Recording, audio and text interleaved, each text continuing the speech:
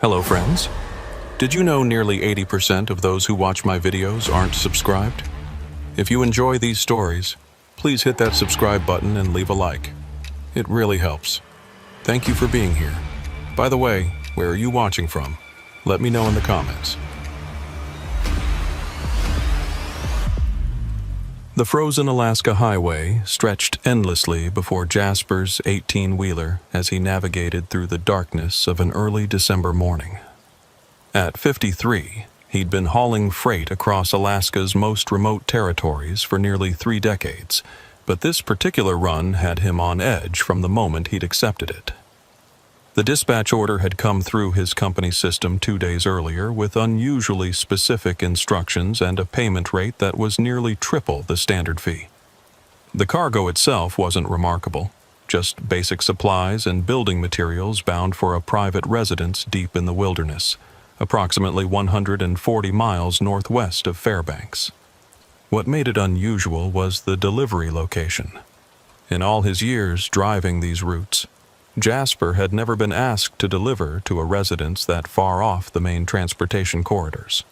The coordinates led to a property that, according to his GPS, sat at the end of a logging road that hadn't been actively maintained in over a decade. Jasper had called dispatch to verify the order wasn't a mistake. The response from his supervisor had been curt and oddly defensive. The client specifically requested an experienced driver familiar with difficult terrain, and they're paying premium rates for discretion and promptness. The supervisor had paused before adding something that stuck with Jasper. "They asked for you by name, said you delivered to them before, though I can't find any record of it in our system." That detail had bothered Jasper more than he cared to admit. He prided himself on remembering every delivery, every client, every treacherous turn in the road. But he had no recollection of delivering to these coordinates or dealing with a client named Ezra Blackwood, the name on the manifest. Still, the money was too good to pass up, especially with his daughter's college tuition payment coming due. The temperature gauge on his dashboard read -37 degrees Fahrenheit as he turned off the Alaska highway onto the abandoned logging road. His headlights cut through the darkness, illuminating a narrow corridor between towering black spruce trees heavy with snow. The road, if it could still be called that, was barely wide enough for his rig. Branches scraped against the sides of his trailer, creating an eerie symphony that set his nerves further on edge. According to his GPS, he had another 23 miles to go, but the device seemed confused, repeatedly recalculating as if the road he was on didn't exist in its database. The radio had long since turned to static, and his cell phone showed no signal bars. He was truly alone out here, further from civilization than he'd been in years. After nearly an hour of careful navigation, during which he'd averaged less than 15 miles per hour, Jasper finally saw lights through the trees ahead. As he drew closer, a structure emerged from the darkness that made him involuntarily ease off the accelerator. The cabin, though that seemed too modest a word for it, was far larger than he'd expected. It was a sprawling log construction that looked decades old, with multiple additions jutting off at odd angles, as if the building had grown organically over time. What struck him most wasn't the size, but the condition. Despite its apparent age, every window glowed with warm light, and smoke rose from 3 separate chimneys. For a residence this remote, it showed signs of significant habitation and resources. A diesel generator hummed somewhere nearby, and Jasper noticed several satellite dishes mounted on the roof, their surfaces cleared of snow. He pulled his rig into what appeared to be a loading area, a cleared space that seemed too perfectly sized for his truck, as if it had been specifically prepared for this delivery. As he set the parking brake and prepared to exit the cab, movement in one of the cabin's windows caught his eye. A figure stood there, motionless, watching him. Even from a distance, Jasper could tell the person was unusually tall and thin. The cabin's front door opened before Jasper could climb down from his cab. The man who emerged matched the figure he'd seen in the window. Ezra Blackwood, Jasper presumed, stood at least 6.5 feet tall, but couldn't have weighed more than 160 pounds. His gaunt frame was accentuated by the old-fashioned clothing he wore, dark wool trousers with suspenders over a white shirt that looked like it belonged in a museum. His face was all sharp angles, with hollow cheeks and deep-set eyes that reflected the porch light like a nocturnal animal's. "Jasper," the man called out, his voice carrying clearly across the cold air. "Right on schedule. I do appreciate punctuality." There was something unsettling about how he said Jasper's name, a familiarity that didn't match the fact they'd never met. Jasper grabbed the manifest clipboard and climbed down from the cab, his boots crunching in the fresh snow. "Mr. Blackwood?" Jasper kept his tone professional despite his growing discomfort. "I've got your delivery. Where would you like me to unload?" Ezra's thin lips pulled back in what might have been intended as a smile, but looked more like a grimace. "Please, call me Ezra. We're too far from civilization for such formalities." He gestured toward a large, barn-like structure Jasper hadn't noticed initially, set back among the trees. "Everything goes in there. But first, you must be cold. Come inside, warm yourself. Prudence has prepared something hot to drink." Every instinct Jasper had developed over 30 years of driving told him to politely decline, unload quickly, and get back on the road.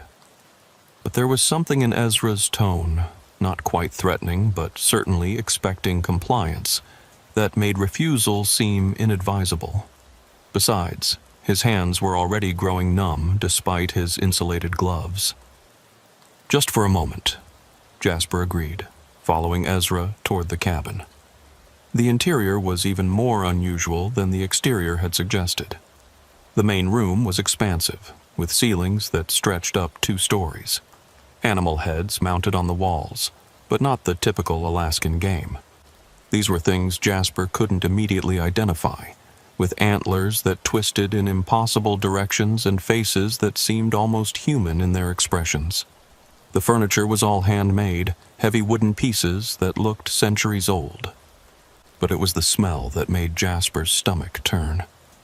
Beneath the wood smoke and pine, there was something else, something organic and wrong, like meat that had been left out too long but not quite long enough to completely rot. "Prudence," Ezra called out.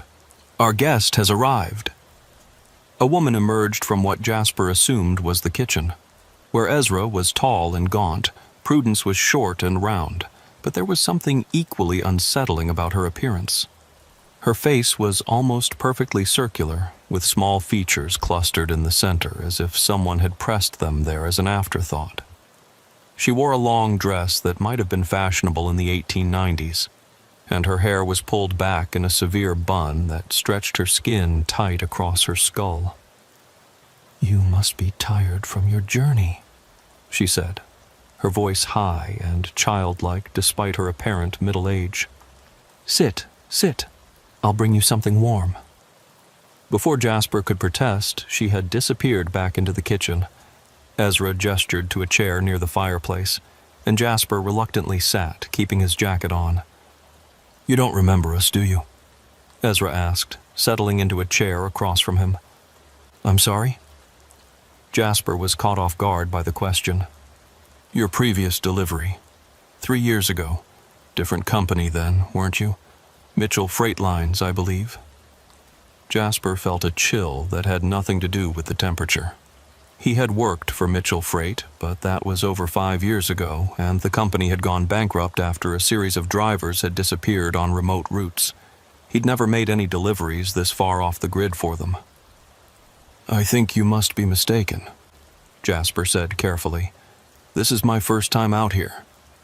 Ezra's smile widened, revealing teeth that were perfectly white but somehow wrong in their uniformity, like dentures that didn't quite fit. "Memory can be such a fragile thing, especially after trauma. But no matter. You're here now, and that's what's important." Prudence returned with a steaming mug that she pressed into Jasper's hands before he could refuse. The liquid inside was dark and had an herbal smell he couldn't identify. He pretended to take a sip, letting the warm ceramic heat his hands while avoiding actually drinking. "I should really get to unloading," Jasper said, starting to stand. "It's a long drive back, and the weather—" "Nonsense," Ezra interrupted. "The weather will hold for a few more hours. Besides, we need to discuss the special items." "Special items?" Jasper checked his manifest. "Everything I have is on this list. Building supplies, canned goods, fuel. Yes, the official cargo." Ezra waved dismissively. "But surely you brought the other things, the items we specifically requested when we asked for you." Jasper's confusion must have shown on his face because Prudence made a tutting sound. "He really doesn't remember, Ezra. Perhaps we should help him." "In time," Ezra replied, his eyes never leaving Jasper's face. "First, let's get the truck unloaded. The barn is climate-controlled, so your goods will be safe there." Relieved to have an excuse to leave the oppressive atmosphere of the cabin, Jasper stood quickly, setting the untouched mug on a side table. "I'll back the trailer up to the barn." "I'll open the doors for you," Ezra said, rising with a fluid motion that seemed impossible for someone so tall and thin. "Prudence, perhaps you should prepare the guest room. I have a feeling Jasper will be staying longer than he expects." "I can't stay," Jasper said firmly. "Company policy. I need to be back in Fairbanks by—" "Company policy," Ezra repeated, seeming to find the phrase amusing. "Tell me, Jasper, does your company policy account for roads that become impassable? For weather that turns without warning? For the fact that you're 140 miles from the nearest help?" The threat was subtle but unmistakable. Jasper's hand instinctively moved toward the pocket where he kept his phone, though he knew it was useless without signal. "The road was fine on the way in," Jasper said, trying to keep his voice steady. "Was it?" Ezra asked. "Are you certain? These old logging roads can be treacherous. Bridges that look stable can collapse without warning. Trees that have stood for decades can suddenly fall, blocking the only way out. So many things can go wrong in the wilderness." Jasper understood perfectly. He was being told, not asked, that he would be staying. The question was why, and more importantly, how he was going to get out of the situation. "Let me get the truck unloaded," he said, buying time to think. "Then we can discuss whatever you need to discuss." Ezra's smile returned, all those perfect wrong teeth on display. "Excellent. Prudence, I think our guest is beginning to remember his manners." As Jasper walked back to his truck, he heard Prudence's high, childlike voice behind him. "Should I prepare the special room, Ezra?" "Not yet," Ezra replied. "Let's see if his memory improves first." Jasper climbed into his cab and started the engine, his mind racing. He needed to unload the cargo, that much was clear. But he also needed to find a way to signal for help or, failing that, get back on the road before whatever Ezra and Prudence had planned came to fruition. As he backed the trailer toward the barn, he noticed something he'd missed on arrival. There were other tire tracks in the snow, multiple sets, all leading to the barn but none leading away. The barn doors swung open, revealing an interior that was far more modern than the rustic exterior suggested. LED lights illuminated a space filled with industrial shelving, refrigeration units, and what looked like medical equipment covered in white sheets. But it was what he saw in the far corner that made his blood run cold. 3 trucks, all different makes and models, all with company logos he recognized. Mitchell Freight Lines, Northern Transport, Arctic Hauling. All companies that had lost drivers on remote routes over the past 5 years. "Quite a collection, isn't it?" Ezra's voice came from directly behind him, impossibly close. Jasper hadn't heard him approach. "Some drivers are so forgetful they leave their vehicles behind. We take good care of them, of course. Waste not, want not." Jasper's hand moved to the gear shift, calculating if he could simply drive away, cargo and all. But Ezra's hand, cold even through Jasper's jacket, landed on his shoulder. Now, Ezra said softly. Let's not be hasty. You haven't even seen what we really need delivered. You see, Jasper, you're not here to bring us supplies. You're here because you are the supply. Before Jasper could react, something sharp pricked his neck. The world tilted, colors bleeding together like watercolors in rain.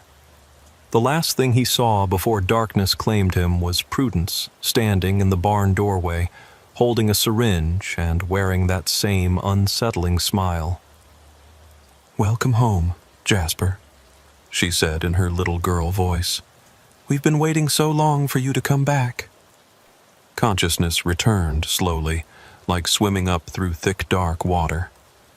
Jasper's first sensation was cold, a deep, bone-aching cold that told him he'd been unconscious for some time. His second was the realization that he couldn't move his arms or legs. As his vision cleared, he found himself in what appeared to be a medical examination room, strapped to a metal table that had been tilted at a 45-degree angle so he was neither fully lying nor standing. The room was disturbingly clean, with white tile walls that reflected the harsh fluorescent lighting. Medical equipment lined the walls, some of it modern, some looking like it belonged in a World War II field hospital. The smell of disinfectant was overwhelming, but underneath it was that same organic wrongness he'd noticed in the main cabin. Ah, you're awake.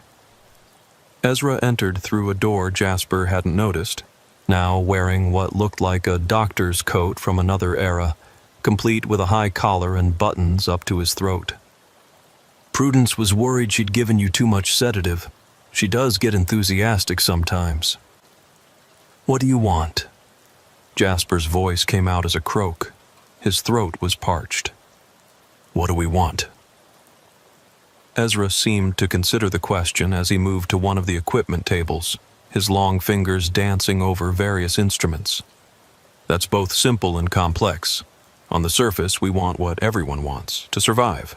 But survival out here, so far from the corrupting influence of modern civilization, requires certain adaptations. He turned back to Jasper, holding what looked like an antique blood pressure cuff. You truly don't remember your last visit, do you? Fascinating. The human mind's ability to suppress trauma is remarkable. I've never been here before, Jasper insisted, though even as he said it, something nagged at the back of his mind. A fragment of memory, like a word on the tip of his tongue.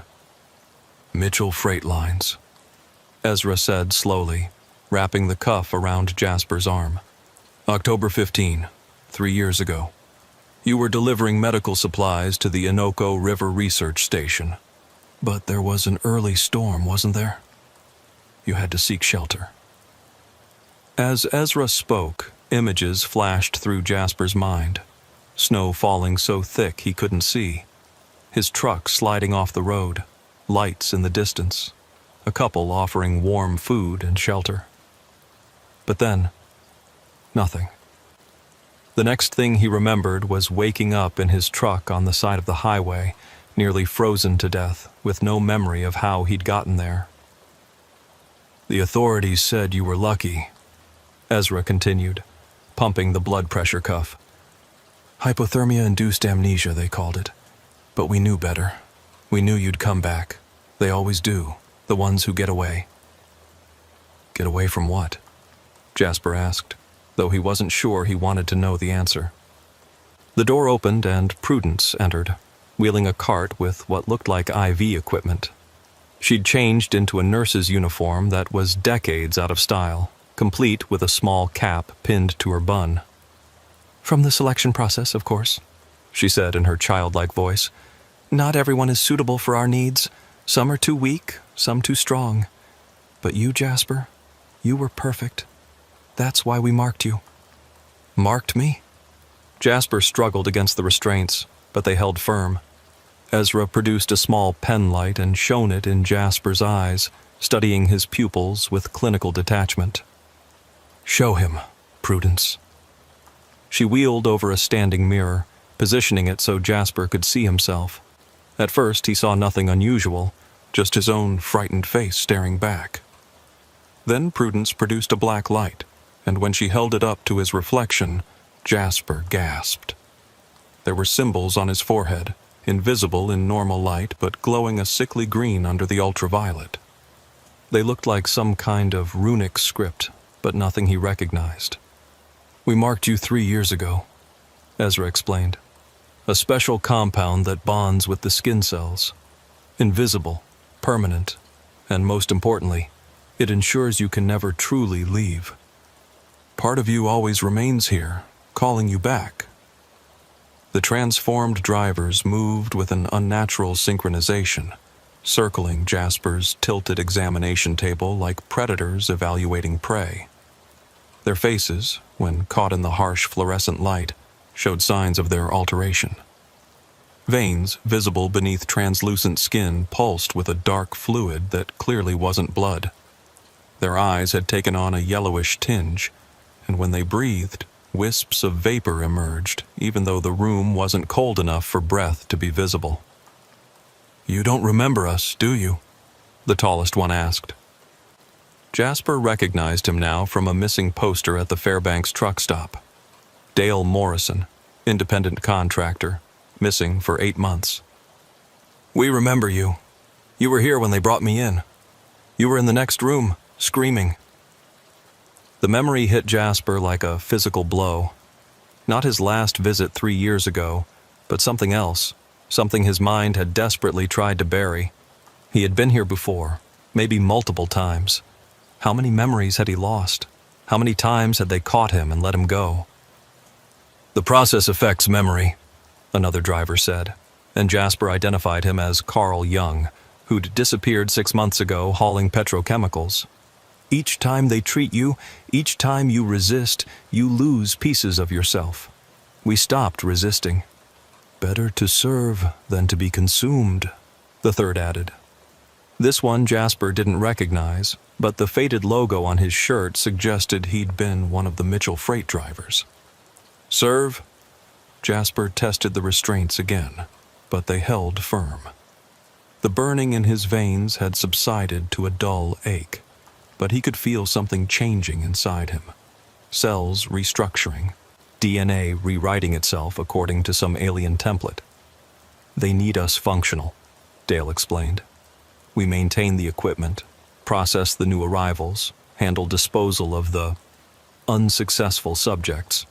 In exchange, we get to keep existing, even if we're not entirely human anymore." "Enough chatting." Ezra's voice came through an intercom Jasper hadn't noticed. "Begin the preparation for Phase 2. The 3 drivers moved to various machines around the room, their movements mechanical, programmed. Carl wheeled over an apparatus that looked like a dialysis machine crossed with something from a medieval torture chamber. Tubes ending in needles of varying sizes hung from its frame like tentacles. "This won't be pleasant," Dale said, and for a moment Jasper caught a glimpse of humanity in his altered eyes, a flash of sympathy or perhaps shared suffering. "But if you survive it, the pain stops. Everything stops. The fear, the cold, the hunger. You become something else, something that doesn't need those human weaknesses anymore." "I'd rather die," Jasper said through gritted teeth. "That's what I said too," Carl replied, preparing the needles. "That's what we all said. But when you're facing actual death, when you feel your organs shutting down and your brain firing its last neurons, survival instinct takes over. You'll beg for the transformation. We all did." The door opened and Prudence entered carrying a tray of vials filled with various colored liquids. Up close, Jasper could see that she too had been altered, though more subtly than the drivers. Her skin had a waxy quality, and her movements were too precise, too perfect, like a machine imitating human motion. "His blood work shows remarkable compatibility," she announced in her childlike voice. "Even better than 3 years ago. The repeated exposure has actually improved his candidacy." "Excellent," Ezra's voice crackled through the intercom. Proceed with the extraction. Start with the spinal fluid. We need to replenish our reserves before we attempt the full transformation. Jasper felt panic rising as Carl positioned one of the larger needles at the base of his spine. Wait, please. You don't have to do this.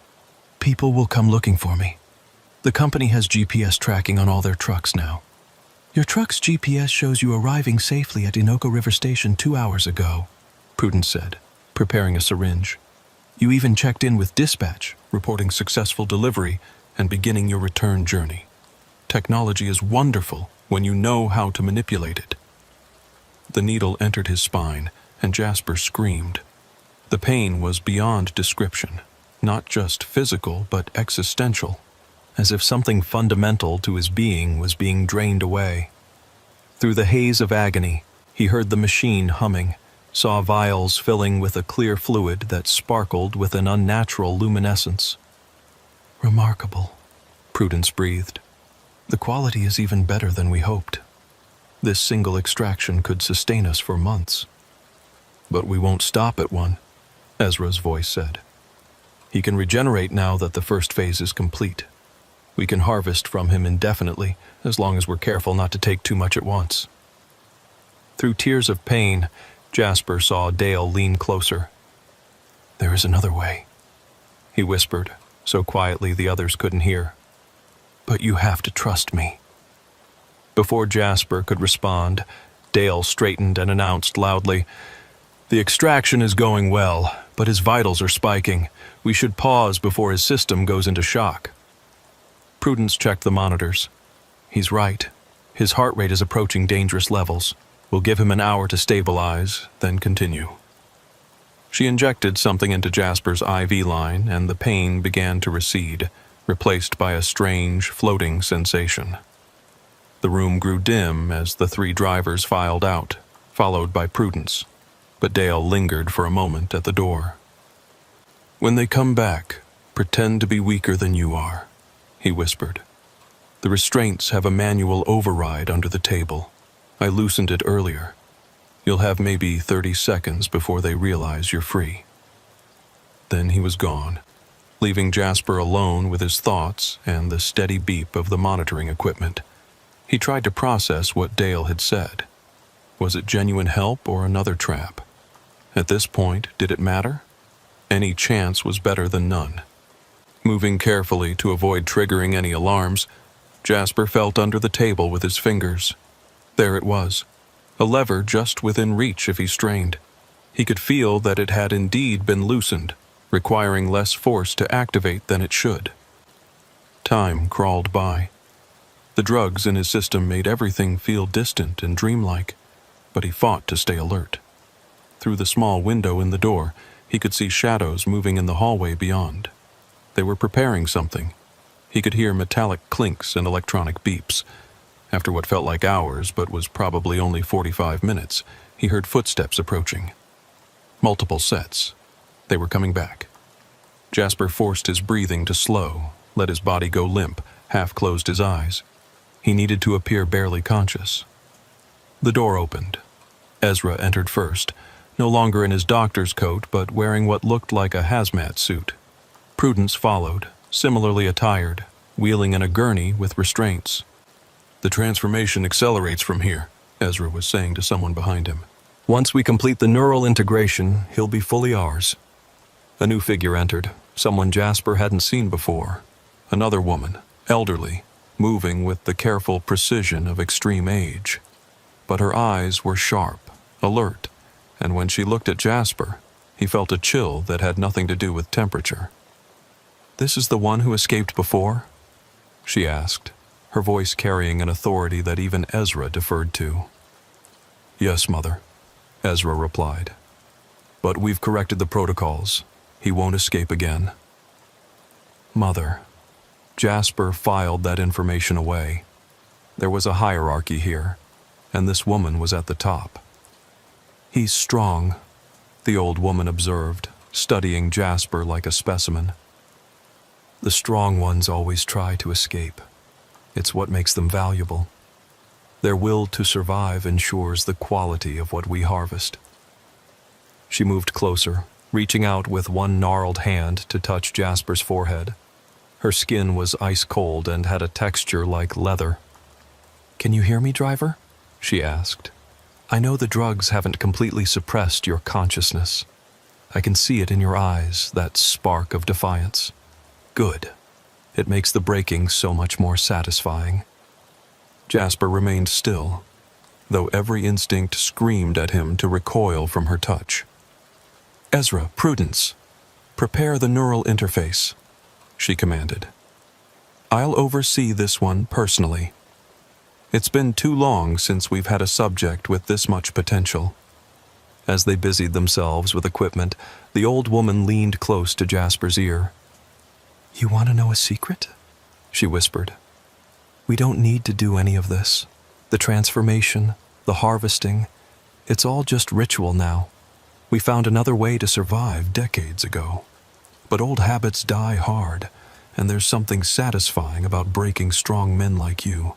It's the only entertainment we have out here in our self-imposed exile." The revelation hit Jasper harder than any physical blow. They were torturing him for sport, not survival. The anger that erupted gave him the strength he needed. As Ezra and Prudence wheeled over the neural interface, a terrifying helmet covered in electrodes and needles, Jasper made his move. His fingers found the manual override and pulled. The restraints released with a pneumatic hiss. In one fluid motion, driven by adrenaline and desperation, he rolled off the table. Ezra lunged for him, but Jasper grabbed the IV stand and swung it like a club, catching the tall man across the face. The impact sent Ezra crashing into Prudence, both of them tumbling into the equipment. The old woman didn't move, didn't even seem surprised. She simply watched with those sharp eyes as Jasper backed toward the door. "You won't get far," she said calmly. "The compound in your blood, it's temperature sensitive. The moment you go outside into that cold, it will crystallize. The pain will be excruciating. You'll be begging to come back within minutes." Jasper's hand was on the door handle. "I'll take my chances." "Even if you reach your truck, it won't start," she continued. "Even if by some miracle it does, the road is blocked. We made sure of that after you arrived. Trees down in 3 places, too heavy for one man to move. Then I'll walk." She laughed, a sound like wind through a cemetery. 40 miles to the nearest inhabited area, in minus 40-degree weather, with a blood chemistry that will make every step agony. You'll be dead in 2 miles. Behind her, Ezra was getting to his feet, blood streaming from his nose. Prudence was reaching for something in her pocket, probably a sedative. Jasper had seconds to decide. That's when he saw Dale in the hallway behind them, holding what looked like a flare gun. Their eyes met, and Dale nodded almost imperceptibly. "You're right," Jasper said to the old woman, letting his shoulders slump in defeat. "I can't escape, but I can make sure you don't get what you want from me." He yanked open the door and ran. Behind him, he heard shouting, footsteps, but also something else. The distinctive whistle of a flare being fired. The hallway filled with brilliant red light and acrid smoke. Dale had given him cover. Jasper ran through corridors he didn't remember, following some instinct or buried memory. The cabin was larger than it appeared from outside, with sections that seemed to extend underground. He passed rooms filled with medical equipment, storage areas stacked with supplies that could sustain a small army, and other doors he didn't have time to investigate. The cold hit him the moment he burst through an exit door into the Arctic night. The old woman had been right about one thing. The compound in his blood reacted immediately to the temperature change. It felt like thousands of needles were being driven into every nerve ending simultaneously. But Jasper had been through worse now. The memory of that needle in his spine drove him forward. His truck sat where he'd left it, covered in a thin layer of fresh snow. He climbed into the cab, grateful he'd left the keys in the ignition, an old habit from routes where getting locked out could mean death. The engine turned over on the third try, coughing to life with a reluctance that suggested it had been tampered with but not completely disabled. Through the windshield, he could see figures emerging from the cabin. Ezra, Prudence, the three transformed drivers, and the old woman, standing in the doorway like a specter. Jasper threw the truck into gear and started forward, then stopped. He couldn't leave the cargo, evidence of his presence here. But more importantly, he'd seen those other trucks in the barn. There might be evidence in them, something that could lead authorities back here. Making a decision that went against every survival instinct, he turned the truck toward the barn instead of the road. The massive doors were still open from earlier. He gunned the engine, building speed, and aimed directly for the structure. The impact was tremendous. His truck plowed through the abandoned vehicles, shoving them aside like toys. The momentum carried him straight through the back wall of the barn, wood and metal exploding outward in a shower of debris. Beyond the barn was the forest, and beyond that, if his memory of the maps was correct, an old logging trail that connected to a different road, one they might not have blocked. It would be rough, maybe impossible for a truck this size, but it was his only chance. In his mirrors, he could see flames beginning to engulf the barn. Something he'd hit must have ruptured a fuel line. Good. Let it all burn. Let someone see the smoke and investigate. The truck bounced and scraped through the forest, branches shattering against the windshield, tires struggling for purchase in the deep snow. Every impact sent new waves of pain through his system as the compound in his blood continued its crystallization process. Behind him, he could hear engines starting. They were coming after him. But he had a head start, and more importantly, he had 30 years of experience driving in conditions that would stop most people. The old logging trail appeared like a miracle, barely visible under the snow, but definitely there. He turned onto it, the truck fishtailing dangerously before finding traction. In his mirrors, headlights were weaving through the trees, getting closer. That's when he saw the first fallen tree blocking the road, a massive spruce lying across the trail like a barricade. But Jasper had dealt with obstacles before. He downshifted, building torque, and aimed for the root end where the trunk was elevated slightly off the ground. The impact nearly stopped the truck, but the momentum and weight of the loaded trailer carried him over. The undercarriage scraped horribly, and he could hear air hissing from damaged brake lines, but he was through. Two more obstacles appeared and were conquered the same way, each taking its toll on the truck. By the time he reached the intersection with the main logging road, the engine was overheating, the brakes were barely functional, and at least 2 tires were shredded. But he could see lights in the distance, not the pursuing vehicles, but the steady glow of the highway. He'd made it to a different road, one they hadn't expected him to know about. As he limped onto the paved surface, he grabbed his CB radio, finding an emergency channel. "Mayday, mayday. This is Truck 774 Heavy. I need immediate assistance. Multiple hostiles in pursuit. GPS coordinates." He rattled off his location, then added something that would guarantee a response. "Possible human trafficking situation. Multiple victims at the following coordinates." He gave the location of the cabin, then repeated the message twice more before the radio died, another casualty of the damage to his truck. In his mirrors, he could see the pursuit vehicles had stopped at the edge of the forest, unwilling to follow him onto the public highway where they might be seen. He'd won this round, but as the adrenaline faded and the pain from the crystallizing compound intensified, he wondered at what cost. Miles later, as red and blue lights finally appeared in the distance, Jasper allowed himself to slump over the steering wheel. He was alive. He was free. But the marks on his skin, invisible to normal sight, were still there. And now he knew the truth. They would always be there, calling him back. As state troopers surrounded his truck and paramedics rushed to assist him, Jasper made a silent vow. He would make sure authorities found that cabin, make sure Ezra, Prudence, and especially the old woman faced justice. But even as he made this promise, he could hear her voice in his head, carried on the wind that whistled through his damaged truck. "You'll be back, Jasper. They always come back. And next time, we'll be ready for you." The paramedic asking him questions looked concerned as Jasper started laughing, a sound with too much hysteria and not enough humor.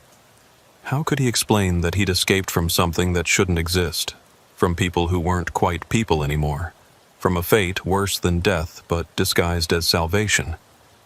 How could he explain that even now, safe and surrounded by help, he could feel the pull northward, feel the marks on his skin tingling with promise and threat?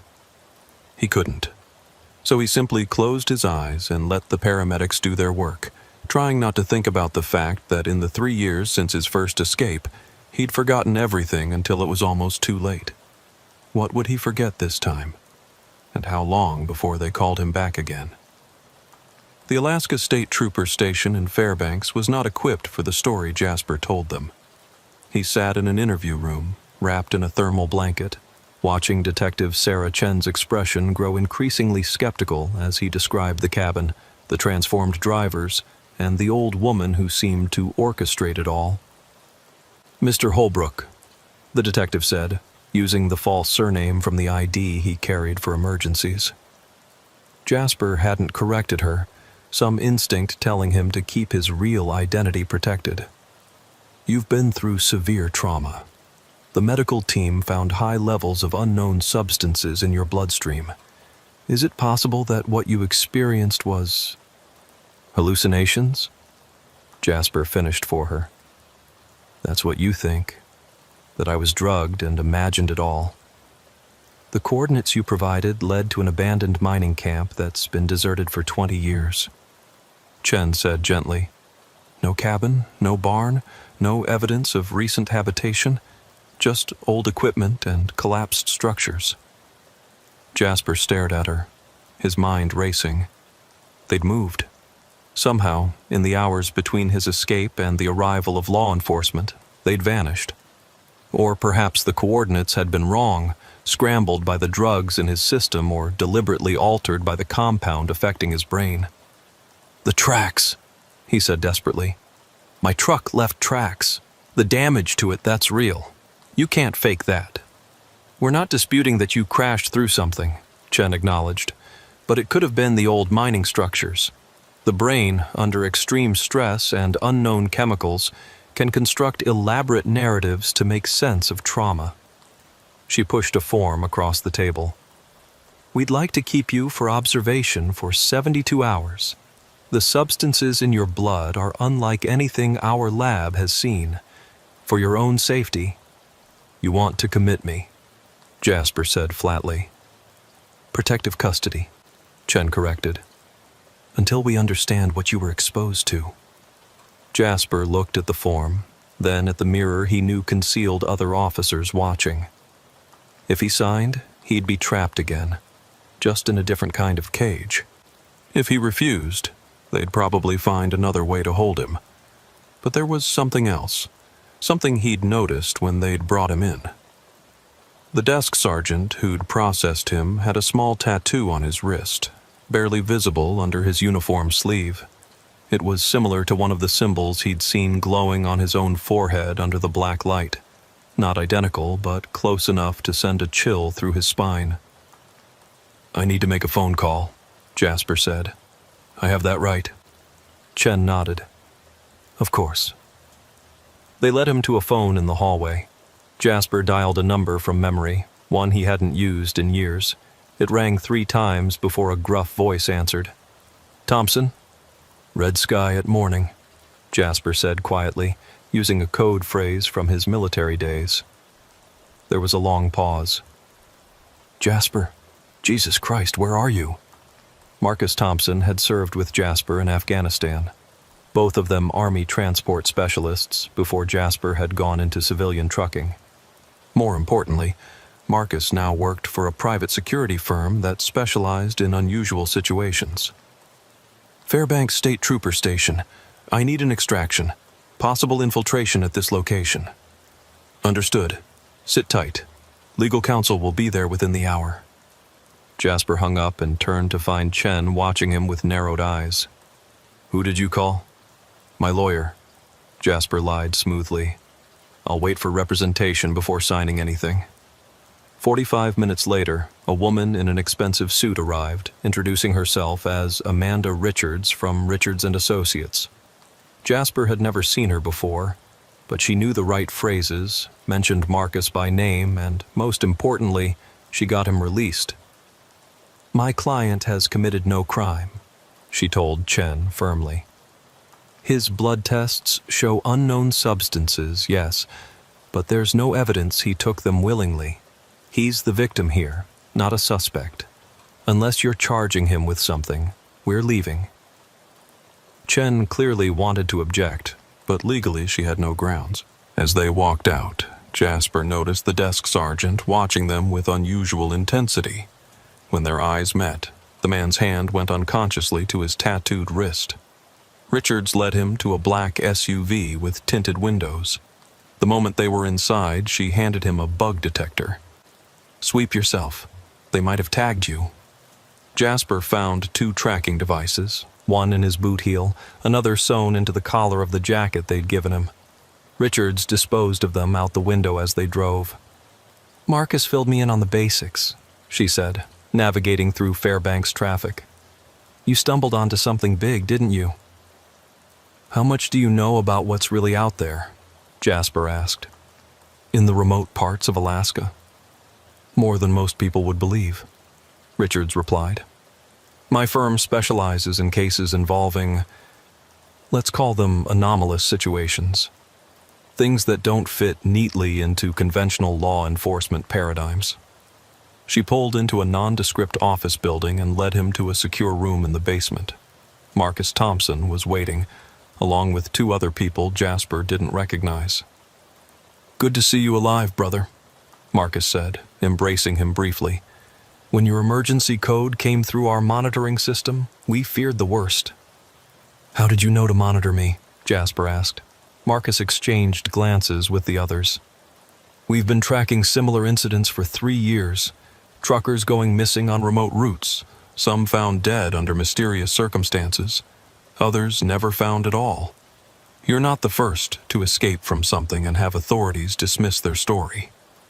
One of the strangers, a thin man with prematurely gray hair, introduced himself as Dr. James Wright. I'm a biochemist specializing in exotic compounds. I'd like to examine the substances in your blood with your permission. What you're describing sounds like a synthetic variation of something we've encountered before. Before? Jasper sat down heavily. This has happened before? Not exactly this, Wright said, pulling out a tablet. But similar situations. Isolated communities experimenting with biological enhancement, using travelers as test subjects or resources. Alaska's remoteness makes it a perfect laboratory for those who want to operate outside conventional oversight. The other stranger, a woman with sharp features and military bearing, introduced herself only as Singh. I run data analysis for the organization. The cabin you described doesn't appear on any current maps, but I found something interesting. She showed him satellite imagery on her laptop. This is the area from 6 months ago. See that heat bloom? Something was generating significant energy in what should be wilderness. But in yesterday's images, it's gone. They moved, Jasper said. They must have some way to relocate quickly. Or they were never physically there in the way you perceived, Wright suggested. The compounds in your blood show markers of powerful psychoactive properties. It's possible you were experiencing a shared hallucination, directed by someone who knew exactly what chemicals to use. The trucks were real, Jasper insisted. The missing drivers are real, Singh confirmed. Dale Morrison, Carl Young, 3 others from Mitchell Freight. All missing, all last seen on remote Alaskan routes. But here's what's interesting. She pulled up financial records. Large deposits were made to their accounts after they disappeared. Regular monthly payments from shell companies that trace back to dead ends. Payment for services, Marcus said grimly. They're not prisoners. They're employees. The revelation hit Jasper hard, but they were changed, transformed. I saw them. You saw what you were meant to see, Wright said. The power of suggestion combined with targeted psychoactives can make people experience virtually anything. The question is why? What's the actual purpose? Richards, who had been quiet, finally spoke. There's something else. The desk sergeant at the station, the one with the tattoo. He's not the only one. We've identified similar markings on people throughout Alaska's law enforcement and transportation infrastructure. Small tattoos, always partially hidden, all variations of the same basic symbol. She showed Jasper a compilation of images, discrete photographs taken of various individuals. The tattoos were all slightly different, but clearly related, like variations on a theme. It's a network, Singh said. Whatever this is, it's not just one isolated cabin. It's organized, widespread, and has been operating for years. The old woman, Jasper said suddenly. She mentioned 47 years. They've been out there for 47 years. That aligns with something, Wright said, pulling up historical data. 47 years ago, there was a research project funded by private interests, studying the psychological effects of extreme isolation on small communities. The project was supposedly terminated after ethical violations, but the researchers disappeared. They were never found. Ezra and Prudence, Jasper said. They could be the researchers. Dr. Ezra Blackwood and Dr. Prudence Hawthorne, Singh confirmed, showing him old photographs. Despite the age of the images, the resemblance was unmistakable. Both brilliant, both obsessed with human enhancement and longevity. They were discredited after proposing human trials for their theories. So they went off the grid and continued their experiments, Marcus said, using truckers as subjects because we're perfect, Jasper finished. Isolated, often traveling alone, used to being out of contact for long periods. If we disappear, it takes time for anyone to notice, and even then, the assumption is usually accident or voluntary abandonment. The question is, Richard said, what do we do about it? Official channels won't believe this. We've seen that already. We need proof, Singh said. Real, undeniable evidence that can't be dismissed as hallucination or conspiracy theory. I might have that, Jasper said slowly. He pulled out his truck keys, which the police had returned to him. Attached was a small device he'd grabbed from the medical room during his escape, hardly aware he was doing it.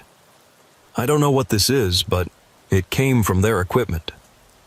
Wright took it carefully, examining it with obvious interest.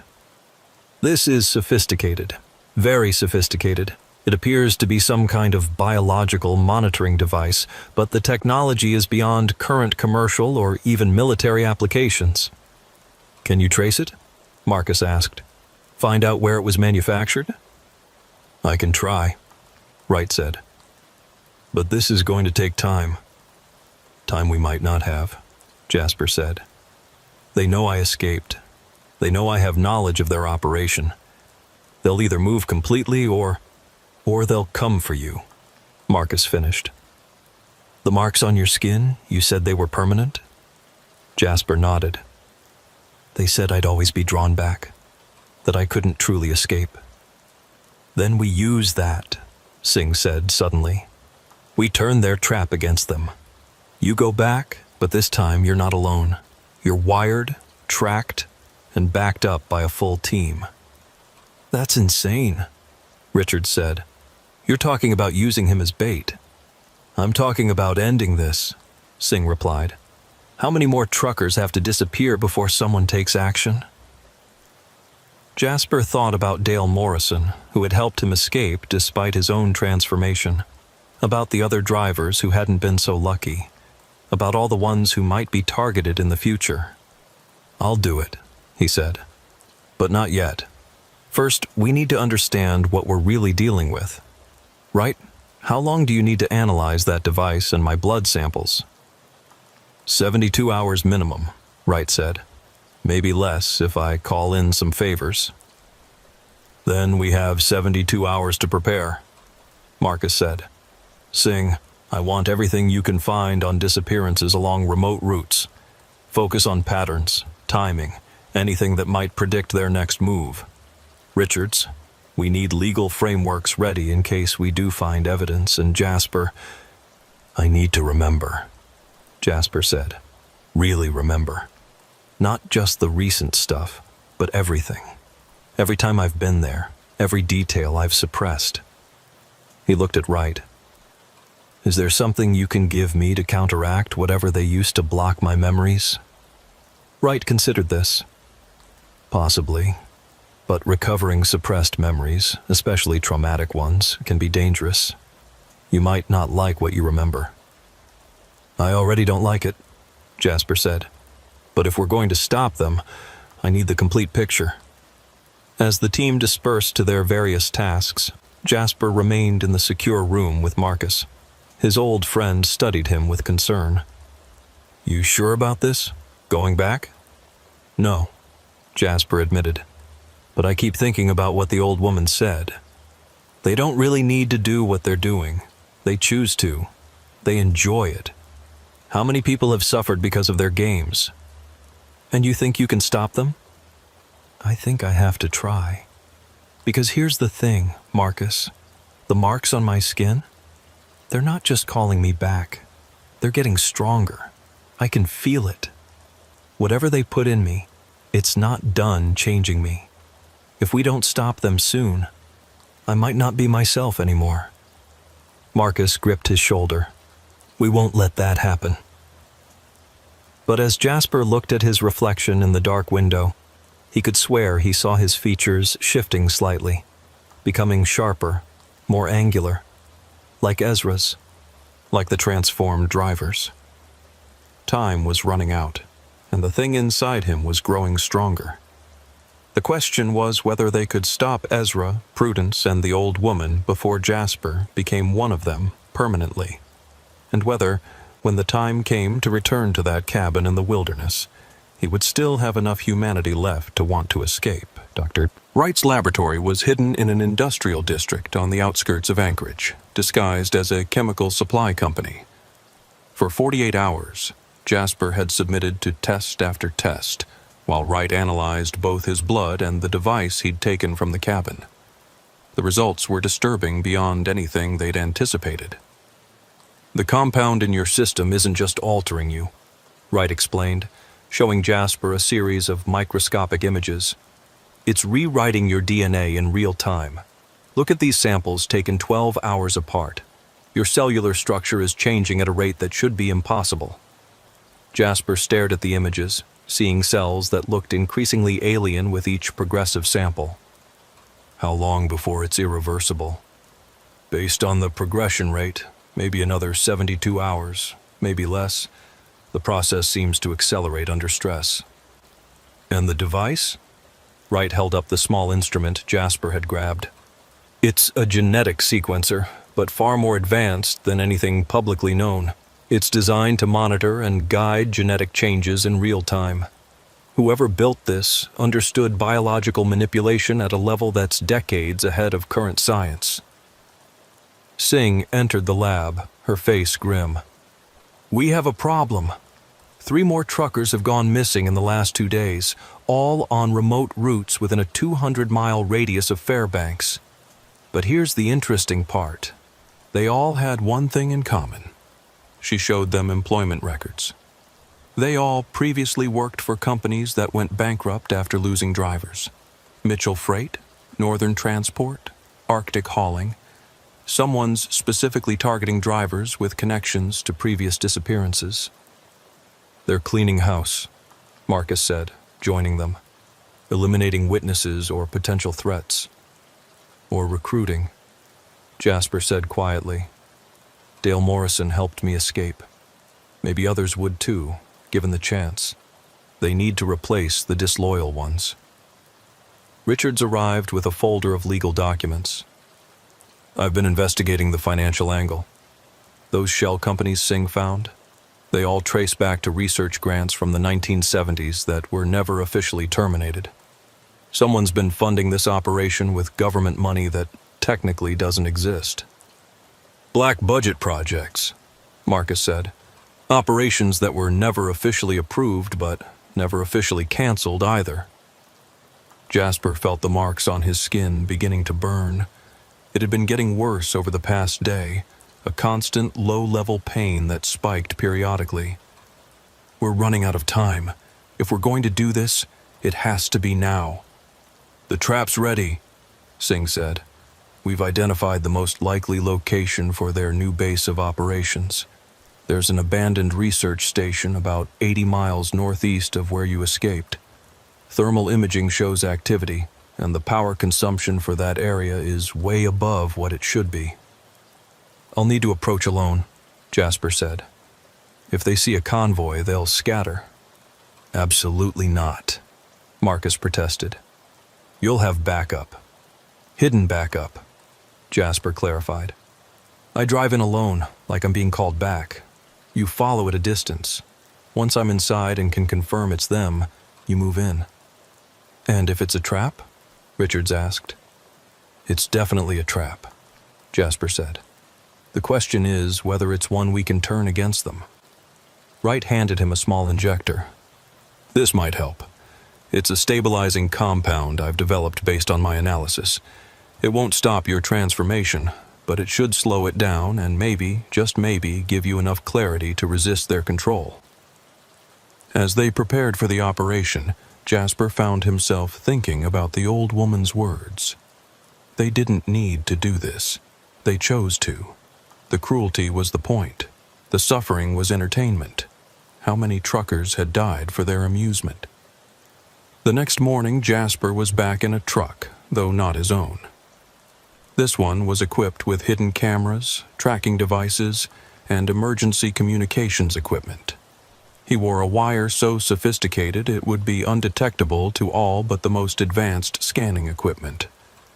The drive to the coordinates felt both endless and too quick. The marks on his skin burned constantly now, and he could feel something calling to him, a pull that grew stronger with each mile. By the time he reached the abandoned research station, he could barely resist the compulsion to simply walk inside and surrender. The station looked exactly as one would expect. Run-down buildings covered in decades of grime and snow. But Jasper could see the signs. Fresh tire tracks carefully obscured, windows that were too clean, smoke rising from what should be non-functional ventilation systems. He parked the truck and waited. They would come to him. They always did. He didn't have to wait long. The door to the main building opened, and Dale Morrison walked out. But it wasn't the transformed Dale from the cabin. This version looked entirely human, normal even, except for the way he moved. Too smooth, too precise. "Hello, Jasper," Dale said, his voice carrying clearly across the cold air. "We've been expecting you." "Dale." Jasper climbed down from the cab, fighting the urge to run either toward or away from the building. "You helped me escape." "I helped you delay the inevitable," Dale corrected. "But you're here now, so it worked out as intended." "As intended?" Dale smiled, and it was genuinely sad. "You think you escaped because you're strong, but you escaped because she wanted you to. The old woman, she likes the ones who fight, makes the eventual surrender sweeter." "I'm not surrendering." "Aren't you? You're here, alone, again." Dale gestured to the building. "They're waiting inside, all of them, even some new faces you haven't met yet." Jasper activated the emergency signal, alerting his backup team. "I didn't come alone this time." Dale's expression didn't change. "We know. Your friends are about 15 minutes out. That's why we need to have this conversation now." Before Jasper could respond, the ground beneath his feet shifted. What he'd thought was solid permafrost was actually a camouflaged platform that tilted, sending him sliding into a concealed pit. He landed hard on a padded surface 10 feet down, the walls too smooth and high to climb. Dale's face appeared at the edge above. "I'm sorry, Jasper. I tried to warn you, but you didn't understand. This isn't about Ezra and Prudence. It never was. They're just the caretakers." "Caretakers of what?" "Of the thing that's been here long before any of us. The thing in the ground that changes people. They didn't discover it. It discovered them." The pad beneath Jasper began to descend, carrying him deeper underground.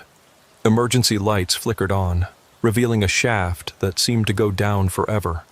Dale's voice followed him down. "Your friends will find empty buildings. By the time they realize you're underground, you'll be too deep for their equipment to detect. And by the time they find this entrance, if they ever do, you'll be one of us."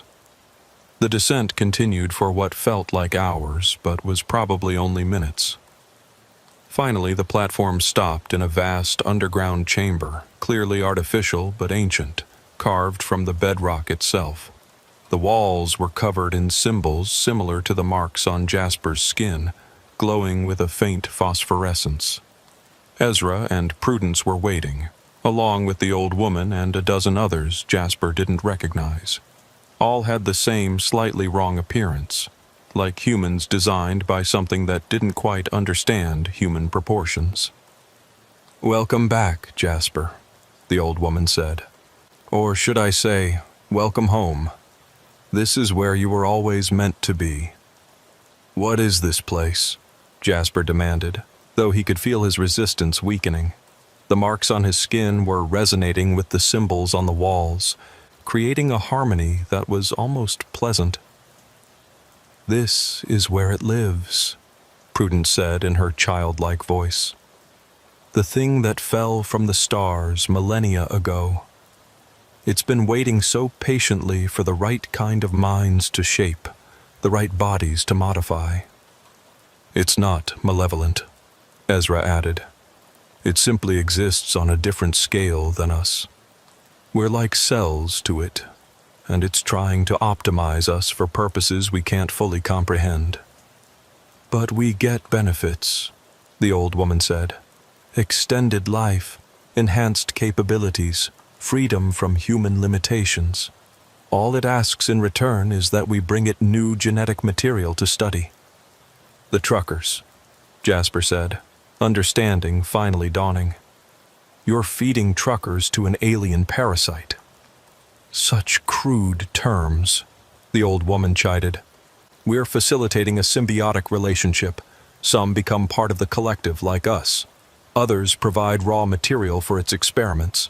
Either way, they serve a purpose greater than hauling cargo across frozen wastelands." Jasper felt his knees weakening.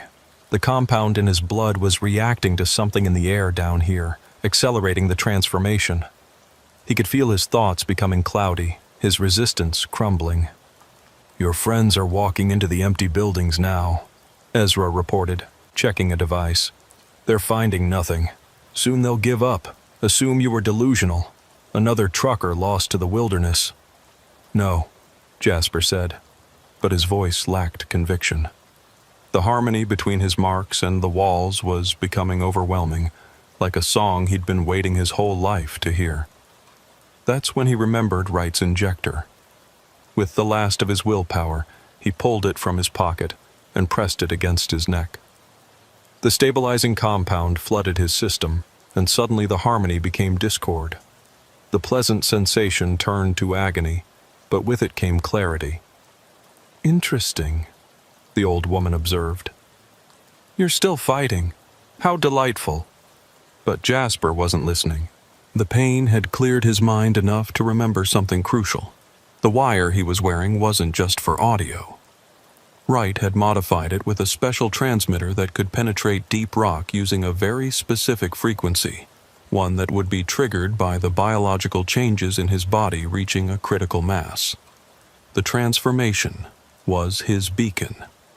Above ground, 80 feet of rock and permafrost away, Singh's equipment suddenly lit up with a signal stronger than anything they'd expected.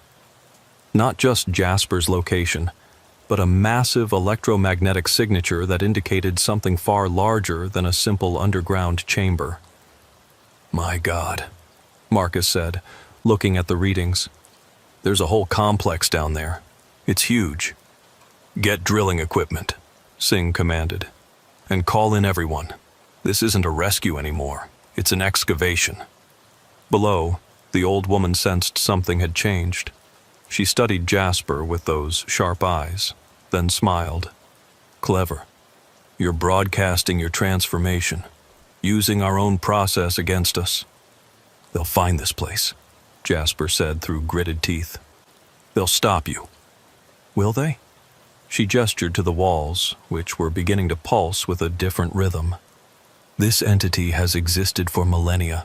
It's survived ice ages, asteroid impacts, and the rise and fall of civilizations. Do you really think your little team of would-be heroes can stop it? The chamber began to shake, not from drilling but from something deeper. The entity was waking up, responding to the disruption of its careful orchestration. You have no idea what you've done, the old woman said, but for the first time Jasper heard fear in her voice. It's been dormant for decades, content to work through us. If it fully wakes... The symbols on the walls began to pulse faster, their glow intensifying. The transformed drivers started to convulse, their altered bodies responding to some unheard command.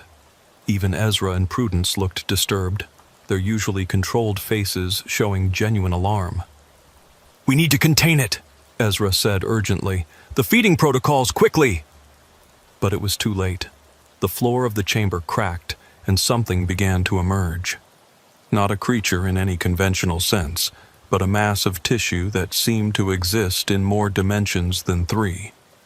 It hurt to look at directly, the mind refusing to process what the eyes were seeing. Jasper felt the marks on his skin burning with new intensity. The entity was trying to complete his transformation instantly, to make him part of itself before his friends could intervene.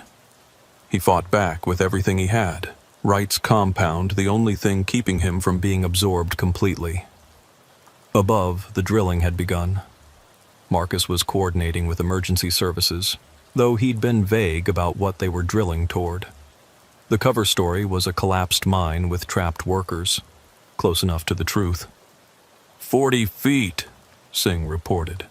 But the rock is getting strange. It's almost organic in composition. Keep drilling, Marcus ordered, though he was beginning to understand they were dealing with something beyond their preparation. In the chamber, chaos reigned. The entity had partially emerged, revealing itself to be vast, possibly extending through miles of underground caverns. The old woman and her followers were trying to calm it, speaking in a language that predated human speech, but it was angry, disturbed by the intrusion from above. Dale Morrison, still partially human despite his transformation, grabbed Jasper's arm. The entity isn't evil, he said urgently. It's just alien. It doesn't understand that what it does hurts us. If it fully wakes, if it breaks containment, it won't just take a few truckers. It'll consume everything. Then help me stop it, Jasper said. Dale looked at the old woman, at Ezra and Prudence, all focused on their desperate ritual to calm the entity. Then he made his choice. There's a control mechanism, he said quickly. Something the original researchers installed as a failsafe. It's in the deep chamber, past the entity's main mass. If you can reach it, you can trigger a containment field that will force it back into dormancy. Why didn't you use it before? Because it would trap us all down here. The field doesn't discriminate. Anyone with the entity's mark would be contained too. Dale's expression was grim. That includes you now. Jasper looked at the pulsing mass of the entity, at the ceiling where he could hear drilling getting closer, at the marks on his skin that tied him to this thing. He thought of all the truckers who had disappeared, all the ones who might disappear if this continued. Show me the way. Dale led him around the edge of the chamber, staying as far from the entity's expanding mass as possible. The old woman noticed their movement and shrieked something in that pre-human language. Several of the transformed drivers moved to intercept them, but the entity's thrashing knocked them aside, its attention focused on the drilling above. They reached a narrow passage cut into the rock, leading deeper still. The walls here were covered entirely in symbols, so dense they seemed to move and writhe. Jasper's marks resonated painfully with them, each step harder than the last. "I can't go further," Dale said, his own transformation making him vulnerable to the symbol's influence. "The control mechanism is at the end of this tunnel. It looks like a sphere of black glass.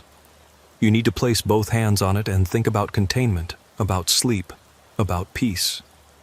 The entity will feel it and resist, but if you hold long enough, the failsafe will trigger. And I'll be trapped. Maybe. Or maybe your friends will find a way to free you once the entity is contained. Either way, it's better than the alternative." Jasper didn't hesitate. He pushed forward into the tunnel, each step agony as the symbols tried to rewrite his very existence. Behind him, he could hear the chamber collapsing, the entity's rage shaking the entire complex. The tunnel seemed endless. But finally, he reached a spherical chamber at its heart. In the center, exactly as Dale described, was a sphere of what looked like black glass, suspended in the air by forces Jasper couldn't comprehend. He reached for it, and immediately the entity's attention snapped to him. He could feel its vast intelligence pressing against his mind, trying to understand what he was doing, trying to stop him. The marks on his skin flared with heat that should have killed him, but Wright's compound kept him conscious, kept him human enough to remember why he was doing this. His hands touched the sphere, and instantly he understood. This wasn't human technology. This was something the entity itself had created eons ago, a way to regulate its own consciousness when it grew too large, too complex. The researchers had found it and learned to trigger it, but at a cost. Jasper thought about containment, about sleep, about peace. But more than that, he thought about the road, about the freedom of the highway, about the brotherhood of truckers who looked out for each other in the vast loneliness of Alaska's wilderness. He thought about human things, small things, things the entity couldn't understand but that made life worth living. The entity resisted, trying to pull him away, trying to complete his transformation. But Jasper held on, even as he felt his humanity slipping away, even as the marks spread across his entire body, even as his vision started to fade. Then, suddenly, silence. The entity retreated, pulling back into itself, returning to dormancy. The containment field activated, a barrier of energy that Jasper could feel rather than see, trapping everything marked by the entity within a specific radius, including him. In the main chamber, the drilling broke through just as the containment field solidified. Marcus and Singh rappelled down, followed by a full emergency team, to find a scene from a nightmare. The entity had retreated but left behind organic residue that defied description. The old woman and her followers were unconscious, contained within an energy field that sparked when approached. "Jasper!" Marcus called out. But there was no response. They found Dale Morrison at the entrance to the deep tunnel, unconscious but alive. When he woke, he told them what Jasper had done, where he'd gone, what he'd sacrificed. Singh's equipment could detect the containment field but couldn't penetrate it. Jasper was somewhere beyond it, alive according to the readings, but unreachable. "We'll find a way," Marcus vowed. "We'll get him out." But Wright, studying the readings, was less optimistic. "The field is tied to the entity itself. As long as it remains dormant, the field remains active. If we disable the field, the entity wakes up," Singh finished. They established a monitoring station at the site, officially designated as a hazardous materials containment facility. The old woman, Ezra, Prudence, and the other transformed individuals were kept in medical isolation, their conditions studied, but their freedom restricted. Dale Morrison, partially transformed but still retaining enough humanity to cooperate, became their primary source of information about the entity. He revealed that there were other sites, other places where the entity had touched the world, but this was the largest, the most active. Jasper saved more than just a few truckers. Dale said during one debriefing, if the entity had fully awakened, it would have spread. Every road, every connection between communities would have become a hunting ground. Months passed. The monitoring station remained active, constantly watching for any change in the containment field. Sometimes, late at night, the operators claimed they could hear something from deep below, not the entity, but something human, a voice perhaps calling out from the deep. They never stopped trying to find a solution, a way to free Jasper without releasing the entity. Wright worked tirelessly on understanding the compound in Jasper's blood, hoping to find a way to break the connection. Singh analyzed every piece of data, looking for patterns, weaknesses in the field. But Marcus knew the truth they all avoided speaking. Jasper had known what he was doing. He'd made the choice to protect others, even at the cost of his own freedom. It was the choice a good trucker would make, protecting fellow travelers on a dangerous road. The Alaska Highway continued to carry its endless stream of trucks, drivers passing by the innocuous facility without knowing what lay beneath. Sometimes, truckers would report strange dreams after driving that stretch of road, dreams of being underground, of marks that glowed in the dark, of a voice asking them to remember him. The company Jasper had worked for erected a small memorial at a rest stop near Fairbanks, a simple plaque that read, "For those who travel the long roads alone, remember you are never forgotten." Dale Morrison, freed from the entity's direct control but forever changed, took up trucking again.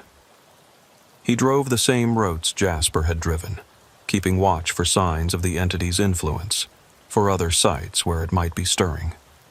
He became part of an informal network of drivers who knew the truth, who watched the dark corners of Alaska's wilderness for things that shouldn't exist. And sometimes on very cold nights when the northern lights danced across the sky, drivers on the remotest stretches of highway claimed to see a figure standing by the road. A trucker, they said, still in his work clothes, watching the traffic pass. They said if you stopped and looked closely, you could see strange marks on his skin that glowed faintly in the darkness. But when they looked back, he was always gone, leaving only the sensation of being watched over, protected by someone who had chosen to stand guard in the space between the human world and something far older and stranger. The entity slept on, contained but not defeated, waiting with the patience of geological time. And Jasper waited with it, neither fully human nor fully transformed, suspended in a state that Wright theorized might last forever. But forever was a long time, and in the deepest part of the facility, in a chamber no one had yet discovered, something was happening. The black glass sphere that Jasper had touched was developing cracks, tiny fractures that grew by micrometers each year. The entity might be patient, but Jasper had something it didn't understand: human stubbornness, the same quality that had driven him to take one more load, drive one more mile, push through one more storm. He was still fighting, still pushing against the containment from the inside, still trying to find his way back to the road. And somewhere, in a truck stop in Fairbanks, Dale Morrison would sometimes raise his coffee cup in a silent toast to the empty chair across from him, honoring a friend who had saved them all, and promising that they hadn't forgotten, that they were still looking for a way to bring him home. The road, after all, never forgets its own. The storm hit the Dalton Highway without warning at 4 p.m, turning the December daylight into an impenetrable wall of white. Orville Hutchins had been driving Alaska's ice roads for 22 years, but this blizzard was different. It came from nowhere, descended like a curtain, and within minutes had reduced visibility to less than 10 feet. At 58, Orville had seen enough weather to know when to stop pushing his luck. He eased his 18-wheeler to the shoulder, though in these conditions, the distinction between road and wilderness was purely theoretical. The wind howled against his cab with enough force to rock the entire rig, and the temperature gauge showed minus 43 degrees Fahrenheit and dropping. He grabbed his radio, tuning to channel 19. "Breaker, breaker, this is Big Oak northbound on the Dalton near mile marker 240. Got caught in this soup. Anyone else out here?" Static answered him. Then, faintly, a voice emerged from the white noise. "Big Oak, this is Frozen River, southbound near 235. This storm came out of nowhere. I'm pulled over too. Road's completely impassable." Orville recognized the handle. Jennifer, a younger driver he'd shared coffee with at the Coldfoot truck stop just yesterday. At least he wasn't alone out here. "Frozen River, Big Oak. Sit tight. This has to blow through eventually. Keep your engine running and your exhaust clear." "Copy that, Big Oak. Stay safe." Orville settled in for what he assumed would be a few hours of waiting. He had plenty of fuel, food, and water. The cab was warm, and he'd weathered worse storms, though usually with some warning. He pulled out his phone to check the weather forecast, but there was no signal. Not unusual this far north, but inconvenient. An hour passed. The storm didn't lessen. If anything, it intensified. The wind was now gusting hard enough that Orville could feel his truck sliding slightly on the ice despite being parked. He tried the radio again.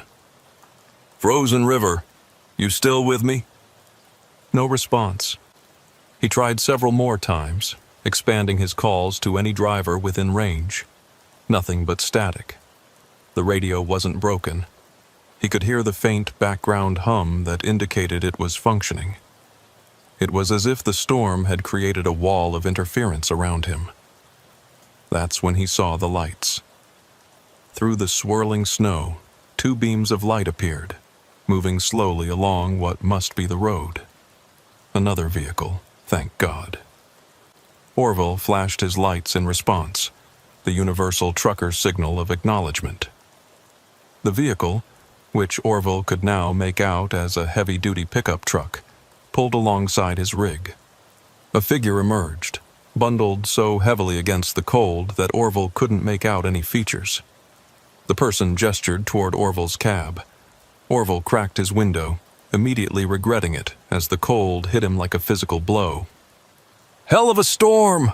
he shouted over the wind. The figure moved closer, and Orville could finally see a face beneath the hood. A man, probably in his 40s, with weathered features that suggested a life spent in the Alaskan wilderness. "Name's Silas," the man shouted back. "I live about 3 miles from here. The road ahead is completely blocked. Trees down everywhere. This storm is going to get worse before it gets better.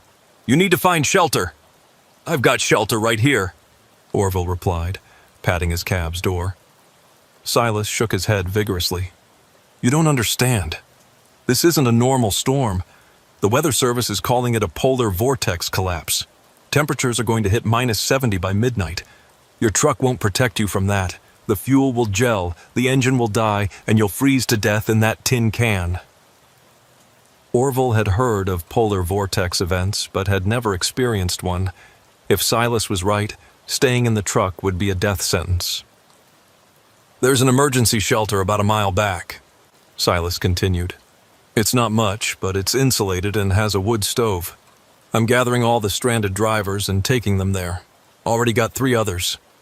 Orville hesitated. Every instinct told him not to abandon his truck and cargo. But minus 70 was beyond anything his rig was designed to handle. "What about my load?" he asked. "It'll be here when the storm passes," Silas replied. "But you won't be if you don't come now." The wind gusted again, this time hard enough that Orville heard something crack in his trailer. The decision was made for him. "Give me a minute to grab my emergency gear." He gathered his essentials, extra clothing, emergency food, water, a flashlight, flares, and his personal protection. A pistol he'd carried since a close call with a meth head at a rest stop 5 years ago. He locked the truck, though he doubted any thieves would be out in this weather. The walk to Silas's pickup was only 20 feet, but the cold was so intense that Orville's lungs burned with each breath. Inside the truck, blessed warmth and the presence of 3 other people bundled in winter gear. "This is Mabel," Silas said, indicating a woman in the passenger seat who looked to be in her 60s, with sharp eyes and weathered hands. "She runs the emergency shelter. These folks in the back are drivers like you." Orville recognized one of them, Tom Walsh, an owner-operator he'd seen at various stops over the years. The other was a young woman he didn't know. "Jennifer?" he asked. "Frozen River?" She nodded, looking relieved to see a familiar face. "Silas found me about 30 minutes ago. My engine was already starting to struggle." The drive to the shelter was harrowing. Silas navigated by memory more than sight, the road completely invisible beneath the snow. Several times Orville was certain they'd left the road entirely, but somehow Silas kept them moving. The shelter, when they finally reached it, was not what Orville expected. Instead of a simple warming hut, it was a substantial building, almost a small warehouse, set back from the road and partially hidden by trees.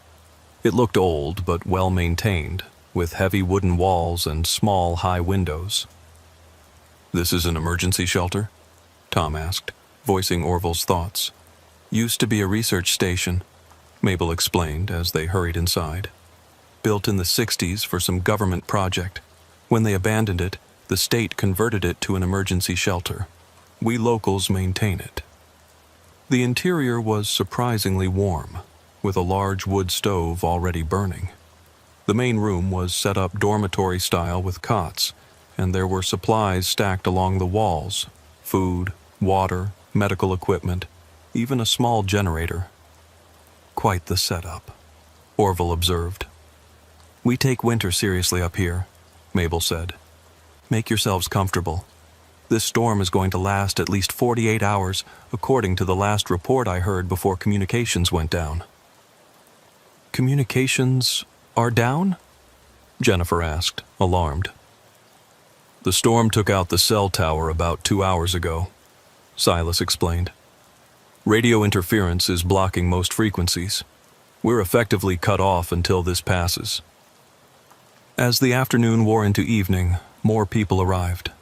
Silas made several more trips, each time returning with stranded travelers. By nightfall, there were 12 people in the shelter, mostly truckers, but also a couple who'd been traveling to Fairbanks, and a pipeline worker trying to get to Prudhoe Bay. The atmosphere was initially one of camaraderie, strangers united by circumstances, sharing stories and food. Mabel proved to be an excellent cook, preparing a hearty stew from the shelter's supplies. Silas kept the wood stove fed, maintaining a comfortable temperature despite the howling storm outside. But as night fell, Orville began to notice things that made him uneasy. First was the shelter itself. For an emergency facility, it was too well stocked. He counted enough supplies to sustain 50 people for a month, far more than any normal emergency shelter would have. There were also areas of the building that were locked off, doors with heavy padlocks that Mabel said led to storage areas, but refused to open. Second was Silas and Mabel themselves. They moved through the shelter with a familiarity that suggested they spent significant time here, not just maintaining it, but living in it. And there were small things, the way they exchanged glances when they thought no one was looking, the way they always positioned themselves between the stranded travelers and certain areas of the building. Third, and most unsettling, was what Orville found when he stepped outside to check the weather. The storm was indeed brutal, but through a brief break in the snow, he saw something that made no sense. Silas's truck was gone, but there were multiple sets of tire tracks leading to and from the shelter, far more than could be accounted for by the rescue trips. When he came back inside, Tom pulled him aside. "Something's not right here," the older trucker whispered. "I've been on the Dalton for 15 years. I've never heard of this shelter, and I know every emergency stop on this road." "Maybe it's not on the official lists," Orville suggested. though he shared Tom's concerns. Maybe. But have you noticed there's no emergency radio? No emergency beacon? Every official shelter has them, required by law. Jennifer joined them, keeping her voice low. And why were they so prepared? Silas said the storm came out of nowhere, but they had the stove going, food prepared, like they knew we were coming. Before they could discuss further, Mabel called everyone to attention. The temperature outside has dropped to -62.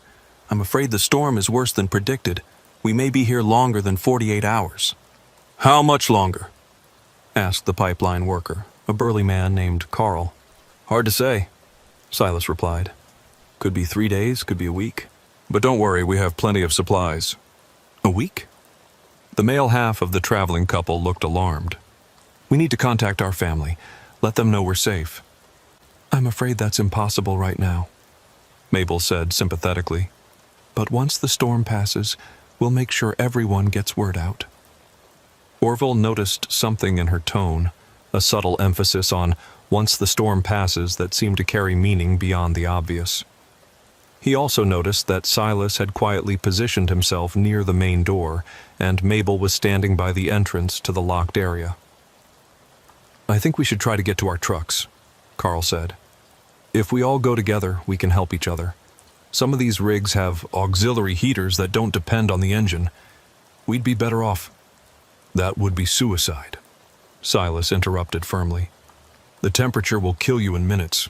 Your only chance of survival is staying here. Our only chance? Tom echoed. That's a bit dramatic, isn't it? Silas and Mabel exchanged another look. This time Orville saw something else in their expressions.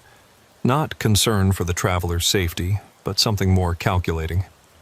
Perhaps we should explain the situation more fully, Mabel said finally. This shelter isn't just for weather emergencies. It's for other situations as well. What other situations? Orville asked, his hand unconsciously moving toward the pocket where he'd stored his pistol. Situations where people need to disappear for a while, Silas said, where they need to be, protected from the outside world. The temperature in the room seemed to drop despite the roaring stove. Several of the truckers stood up, instinctively grouping together. Protected from what? Jennifer asked. From themselves, mostly, Mabel replied. You see, this storm isn't entirely natural. Oh, the weather system is real enough, but its timing, its intensity, its precise location, all of that was helped along. You're saying you can control the weather? Carl laughed nervously. That's insane. Not control, Silas corrected. Influence, redirect. There are ways, old ways, known to the indigenous peoples long before the Russians or Americans came. Ways to call the wind, to summon the cold. You're both crazy, Tom said flatly. I'm leaving. He headed for the door. Silas didn't move to stop him physically, but he did say, The door won't open, not from the inside. It's for your own protection, you understand? To keep you from making fatal decisions in your panic. Tom grabbed the handle and pulled, then pushed, then threw his shoulder against it. The door didn't budge. What the hell is this? Carl demanded, moving toward Silas threateningly. Silas pulled back his coat, revealing a shotgun. Please, everyone remain calm. No one needs to get hurt. We're not going to harm you. We just need you to stay here for a while. For how long? Orville asked, trying to keep his voice steady. Until they stop looking, Mabel said simply. Who stops looking? The authorities, your companies, your families. It usually takes about 2 weeks. After that, you're presumed dead, victims of the storm. Then you can start your new lives. New lives? Jennifer's voice was barely a whisper.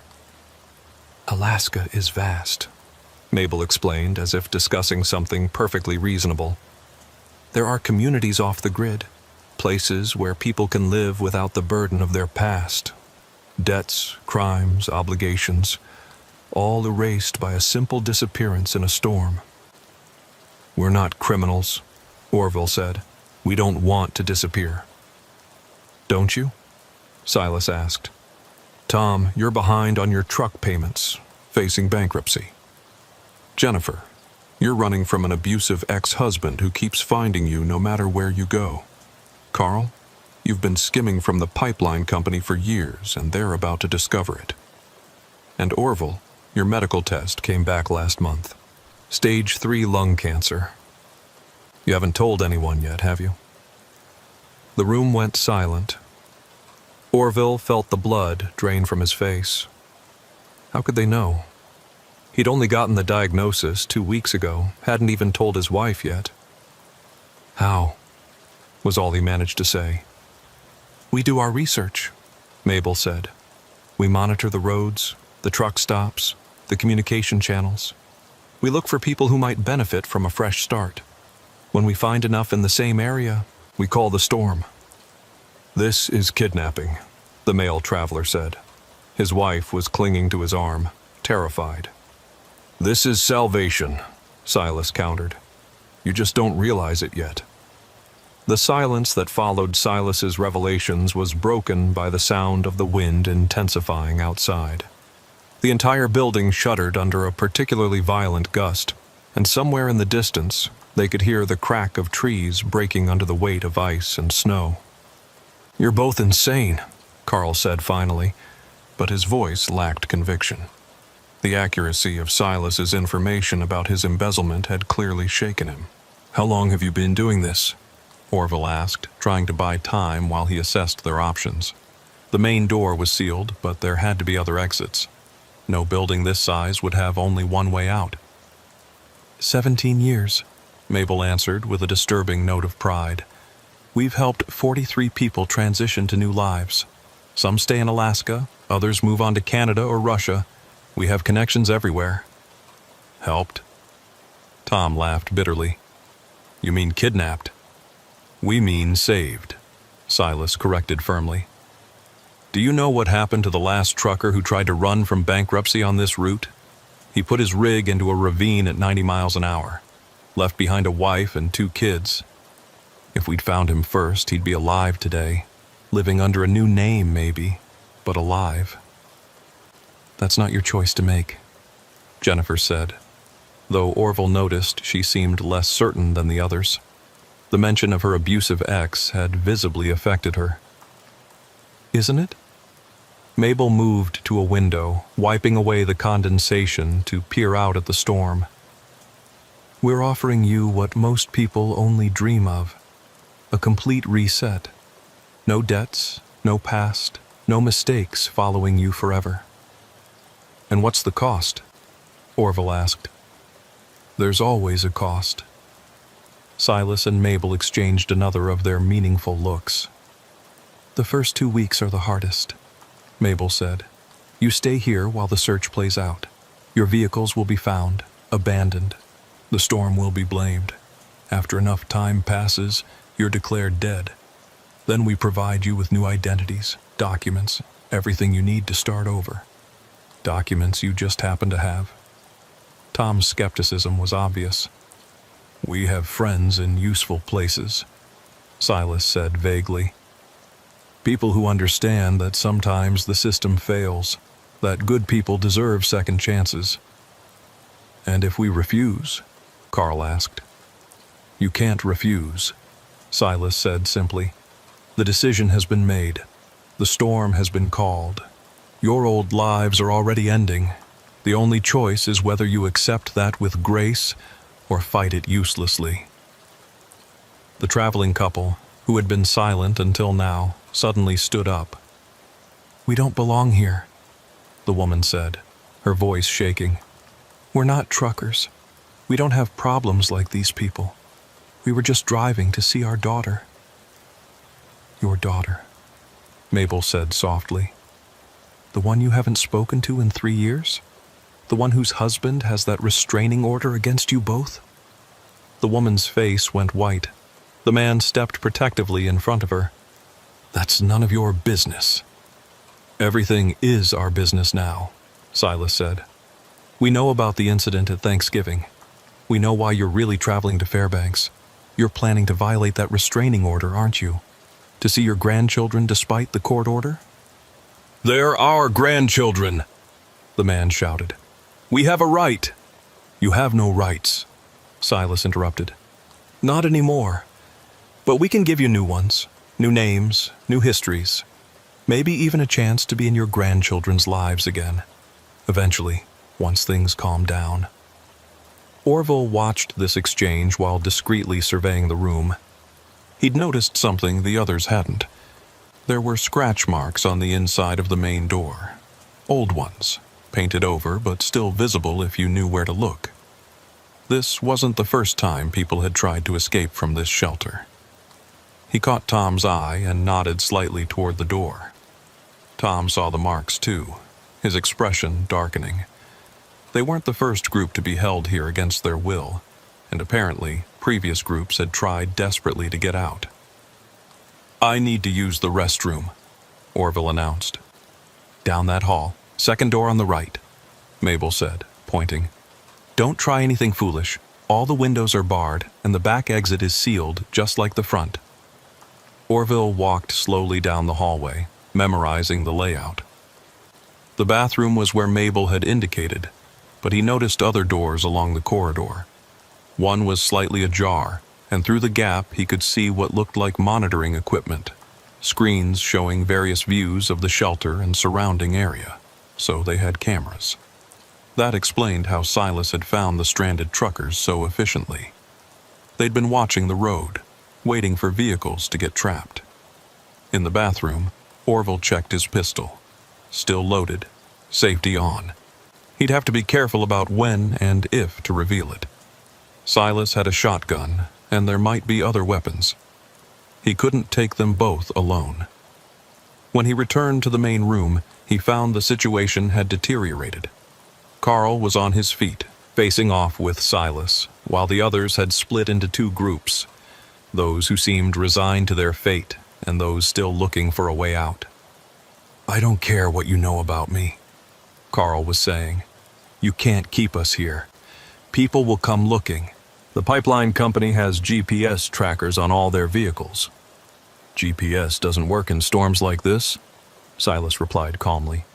And by the time it clears, your truck will be at the bottom of a ravine, another tragic casualty of the weather. You're going to destroy our trucks? We're going to relocate them to places where they'll be found eventually, supporting the narrative of weather-related accidents. It's all very carefully planned. Jennifer had moved closer to Orville and Tom. We need to work together, she whispered. If we all rush them at once. He has a shotgun, Tom reminded her quietly. And they know this building better than we do. There's monitoring equipment down the hall, Orville told them softly. They've been watching us the whole time.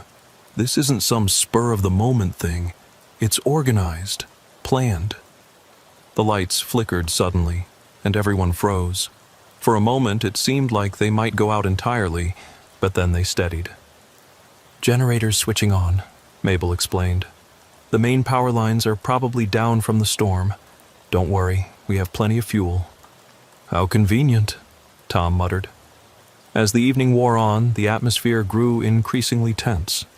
Mabel served dinner, canned soup and bread, but most people barely ate.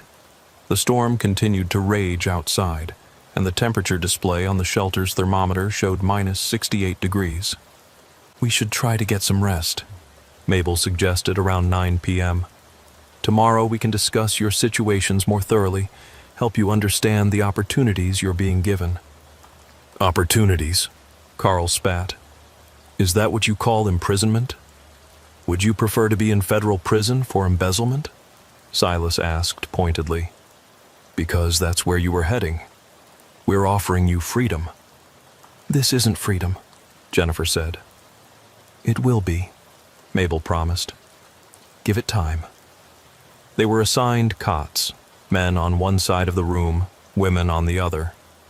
Silas took first watch, sitting by the door with his shotgun across his lap. The message was clear. No one was leaving. But Orville didn't plan to sleep. He lay on his cot, fully clothed, watching and waiting. Around midnight, when Silas was replaced by Mabel for the watch, he saw his opportunity. Mabel was armed too, but with a smaller weapon, a hunting rifle. He caught Tom's eye, then Jennifer's. They were awake too. He held up 3 fingers, then pointed to different corners of the room. They understood. Surround her from 3 sides. But before they could move, something unexpected happened. The lights went out completely. Not a flicker, not a dimming, complete darkness. "Stay calm," Mabel's voice called out. "It's just the generator. Silas will fix it." But Orville heard something in her voice. Genuine surprise, maybe even fear. This wasn't part of their plan. In the darkness, he heard movement.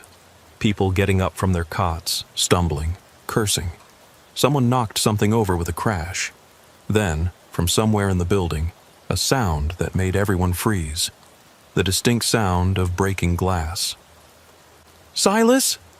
Mabel called out, and now the fear in her voice was obvious. "Silas, is that you?" No response. A beam of light appeared. Someone had a flashlight. It was Carl, and he swung the beam around the room, revealing faces frozen in fear and confusion. "Where's Silas?" he asked.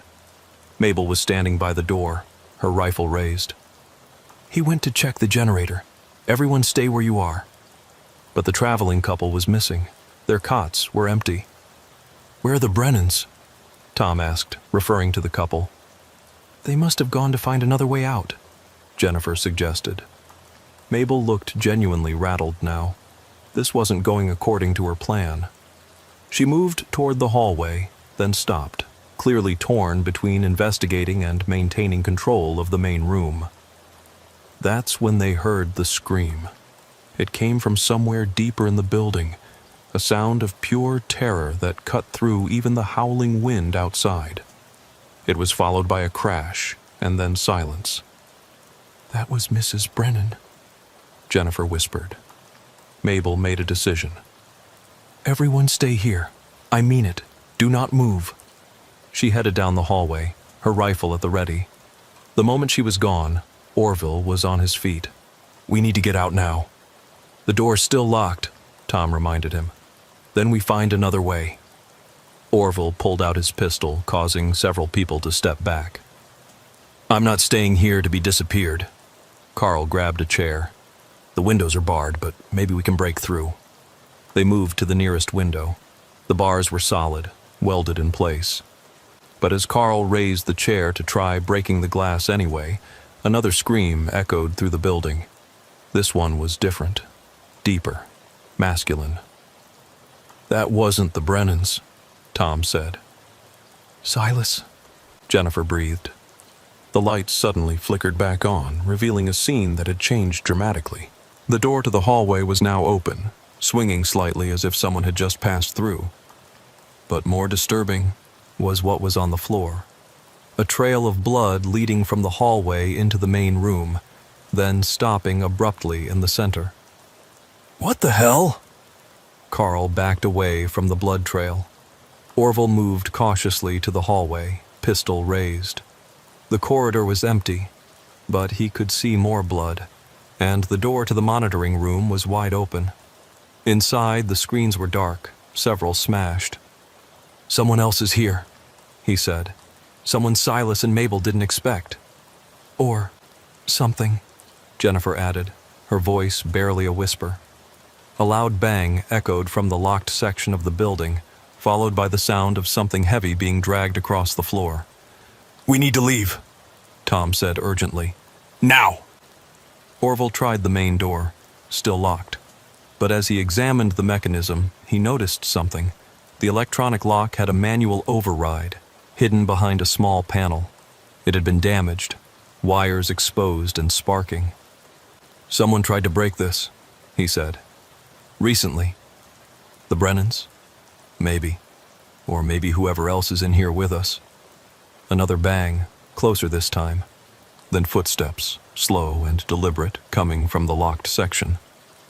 "Everyone, back away from the hallway," Orville ordered, raising his pistol. A figure appeared in the doorway. But it wasn't Silas, or Mabel, or the Brennans. It was another trucker, one Orville recognized but couldn't immediately place. The man was wearing a torn and filthy uniform from a company that had gone out of business years ago. His face was gaunt, his eyes hollow, and his hands were covered in blood. "Finally," the man said, his voice rough as if from disuse. "New arrivals. I was starting to run out of food." That's when Orville placed him. Robert Henley, a driver who'd gone missing on the Dalton Highway 3 years ago. His disappearance had been big news in the trucking community, especially because his truck had been found abandoned with no sign of struggle. "Henley," Orville said. "Robert Henley, you've been here for 3 years?" The man laughed, a sound devoid of sanity. 3 years? Try 7. Or maybe 10. Hard to keep track when they keep you in the dark, feeding you just enough to survive while they wait for the right moment to transition you. "They've been keeping you prisoner?" "In the locked section," Henley confirmed, "with the others who refused to cooperate, the ones who wouldn't accept their new lives. They keep us as examples, showing new arrivals what happens if you don't play along." "How many others?" Tom asked. "There were 6.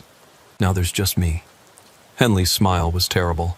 "The Brennans found our section when the power went out. Accidentally let me out. I had to thank them properly." The implication was clear. Horror spread across the faces of the other truckers. "You killed them?" "Killed? No. They're transitioning. Just like Silas and Mabel are transitioning. Just like you'll all transition if you don't leave right now." "The door's locked," Carl said. Henley laughed again. "The door's been broken for an hour. I made sure of that when I visited the monitoring room. You could have left any time. But you stayed, like good little sheep, because someone told you the door wouldn't open." Orville tried the handle. The door swung open easily, revealing the storm still raging outside.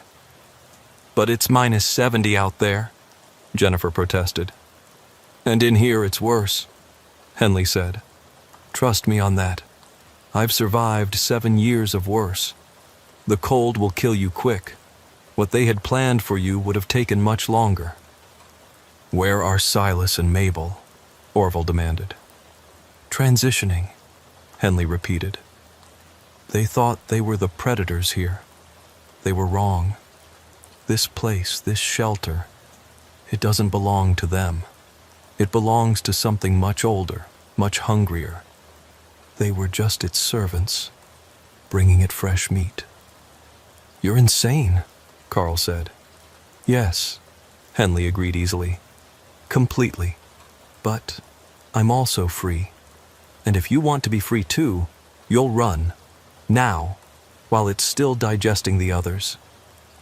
As if to emphasize his point, a sound came from the locked section, a wet, tearing noise that couldn't possibly be human, but somehow suggested human origin. That was enough. The group rushed for the door, preferring the deadly cold to whatever was in the shelter with them. Orville was the last to leave, pausing at the threshold. "Aren't you coming?" he asked Henley. The mad trucker shook his head. "I've been here too long. I'm part of it now. But you still have a chance. Run. Get to your trucks if you can. Drive until you can't drive anymore. And never, ever stop at a shelter on the Dalton Highway again." Orville didn't need to be told twice. He plunged into the storm, following the others into the white nightmare outside. The cold hit like a physical blow, instantly numbing any exposed skin. But they pushed forward, driven by fear of what was behind them more than what was ahead. The storm attacked them the moment they left the shelter. The wind drove ice crystals into their faces like thousands of tiny needles, and the cold was so intense it felt like their lungs were freezing with each breath. Visibility was 0. They could only follow the person immediately in front of them, forming a human chain struggling through the white void. Orville had taken the lead, using his memory of the shelter's position relative to the road to guide them. Behind him, Tom held onto his jacket, then Jennifer to Tom, Carl to Jennifer, and the others strung out behind. They'd lost the pipeline worker almost immediately. He'd let go to adjust his hood and vanished into the storm. They'd called for him, but the wind swallowed their voices. Every step was agony. The snow was knee-deep in places, waist-deep in the drifts. Orville's face was completely numb within minutes, and he could feel his core temperature dropping dangerously. They had maybe 10 minutes before hypothermia became irreversible. Then, through the howling wind, he heard something that gave him hope. The distinctive ping of metal on metal, wind hitting the side of a vehicle. He pushed forward, dragging the human chain with him, until his outstretched hand hit something solid. A truck. Not his, but it would do. He felt along the side until he found the door handle. Locked, of course. Without hesitation, he pulled out his pistol and shot the window. The glass exploded inward, and he reached through to unlock the door. "Everyone inside!" he shouted, though he could barely hear his own voice. They piled into the cab, a mass of frozen humanity cramming into a space meant for two.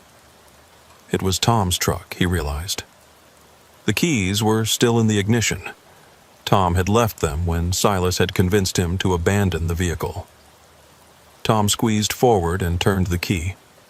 The engine groaned, struggled, but didn't catch. The fuel had begun to gel in the cold. "We need heat or we're dead," Carl said through chattering teeth. His lips were blue, and frost had formed on his eyebrows and beard. Orville remembered something from his winter driving training. "The auxiliary heater. Does this truck have one?" Tom nodded, reaching for a switch on the dashboard.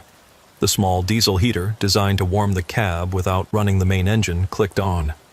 For a moment, nothing happened. Then, blessed warmth began to flow from the vents. They huddled together, saying nothing for several minutes as feeling slowly returned to their extremities. The pain was excruciating as circulation resumed, but it meant they were alive. "We need to check on the others," Jennifer finally said. "Make sure everyone made it to vehicles." Orville peered through the shattered window.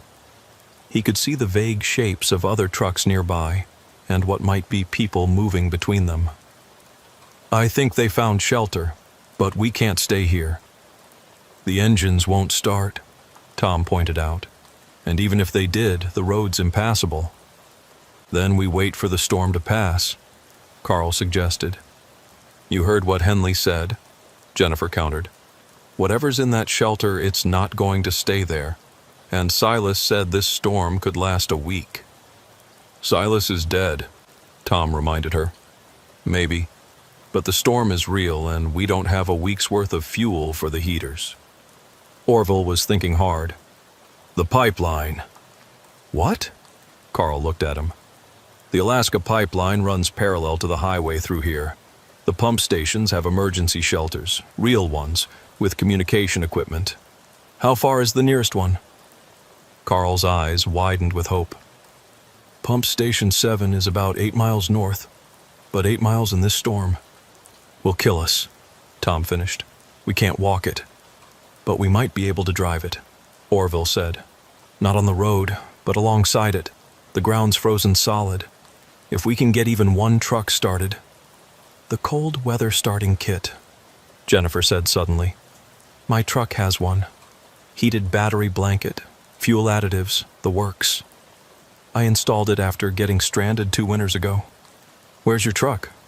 "About 50 yards back, I think. I saw it when Silas brought me in." They looked at each other, knowing what had to be done. Someone would have to go back out into the storm. "I'll go," Orville said. "Not alone," Tom countered. "We'll rope together. If Jennifer can guide us to the general area, we might find it." They used the truck's emergency rope, tying themselves together with about 6 feet between them. Jennifer gave them what directions she could remember, and they plunged back into the storm. The cold was worse the second time, their bodies already weakened from the first exposure. They stumbled through the snow, feeling for the shapes of vehicles. Twice they found trucks that weren't Jennifer's, having to backtrack each time. Finally, Orville's searching hands found a Freightliner with the right company logo. The door was locked, but Jennifer had given him her keys. The engine, when he tried it, gave a slightly more promising sound than Tom's had. The cold weather modifications were doing their job. He found the additive kit under the driver's seat and poured it directly into the fuel tank through the emergency port. Then he located the battery warmer controls and activated them. It would take precious minutes for them to work, minutes they spent huddled in the cab, watching the storm rage outside. "Look," Tom said suddenly, pointing through the windshield. A light was moving through the storm, coming from the direction of the shelter. Not vehicle headlights, but something smaller, handheld maybe. It moved with purpose, heading toward the cluster of abandoned trucks. "Henley?" Tom suggested. "Or something else," Orville replied. He checked his pistol. 3 shots left after breaking the window. The light stopped at one of the trucks, lingered for a moment, then moved to the next. It was searching. "Try the engine," Orville urged. Tom turned the key. The engine coughed, sputtered, and then caught. The sound was beautiful, but it also gave away their position. The searching light immediately oriented toward them. "Go!" Orville shouted. Tom threw the truck into gear and pressed the accelerator. The wheels spun on ice, then found traction. They lurched forward, the headlights cutting through the storm to reveal a hellscape of white. The road was completely obscured, but Tom kept the truck moving, using the barely visible tree line as a guide. Behind them, the searching light had started moving faster, following their tracks. "We need to get the others," Jennifer said from the back. "We'll come back for them," Orville promised, though he wondered if that would be possible. They drove for what felt like hours, but was probably only minutes, the truck struggling through drifts, sliding on ice, threatening to bog down at every turn. The fuel gauge was dropping alarmingly fast. The engine was working hard to maintain power in the extreme cold. Then, through the storm, a structure appeared, not the pump station. They weren't nearly far enough north for that. It was another building, smaller than the shelter they'd fled, but substantial enough to have withstood the storm. "What is that?" Jennifer asked. "Old maintenance shed," Carl said. "I remember it from the pipeline maps. It's abandoned, but it might have supplies." They had to make a decision. Continue toward the pump station with failing fuel or investigate the shed. The searching light was no longer visible behind them, but that didn't mean they weren't being followed. "We check it out," Orville decided. "Quick search for fuel or communication equipment, then move on." Tom pulled up to the shed. It was a metal structure, probably from the pipeline's construction era. The door was secured with a padlock, but it was so rusted that one blow from a tire iron shattered it. Inside, they found a time capsule from the 1970s, old equipment, boxes of supplies, and remarkably, several drums of diesel fuel. It was old, probably contaminated, but with enough additives, it might work. "This could get us to the pump station," Tom said. But Carl had found something else. In a corner, covered by a tarp, was a radio setup. Ancient by modern standards, but when he connected it to the truck's battery, it crackled to life. "This is emergency broadcast on all channels," Carl spoke into the microphone. "Multiple civilians stranded mile marker 240, Dalton Highway. Require immediate assistance. Repeat, emergency assistance required." Static answered him. Then, faintly, a voice emerged. "This is Pump Station 7. We read you. State the nature of your emergency." Relief flooded through them. Carl quickly explained their situation, leaving out the more unbelievable parts about the shelter and focusing on the stranded truckers and the storm. "Negative on immediate extraction," the operator responded. "Storm has all aircraft grounded, but we can guide you in if you have a working vehicle, 8.3 miles north-northeast of your position." "We have multiple civilians in vehicles near our original position." Orville took the microphone. "Unknown condition." "Understood. We'll dispatch recovery vehicles as soon as the storm permits. Can you make it here?" Orville looked at the others. They had fuel now and directions, but they'd be leaving the other truckers behind, at least temporarily. "We need to go back," Jennifer said. "We can't leave them." "If we go back, we might all die," Tom argued. "That thing, whatever it was hunting. It was looking for us specifically," Orville said, realizing the truth. "We're the ones who escaped. The others might be safe in their trucks." "Or they might be frozen to death," Carl added grimly. They argued for precious minutes before Orville made the decision. "We fuel up, then make one pass by the trucks. Anyone we can get to quickly we bring.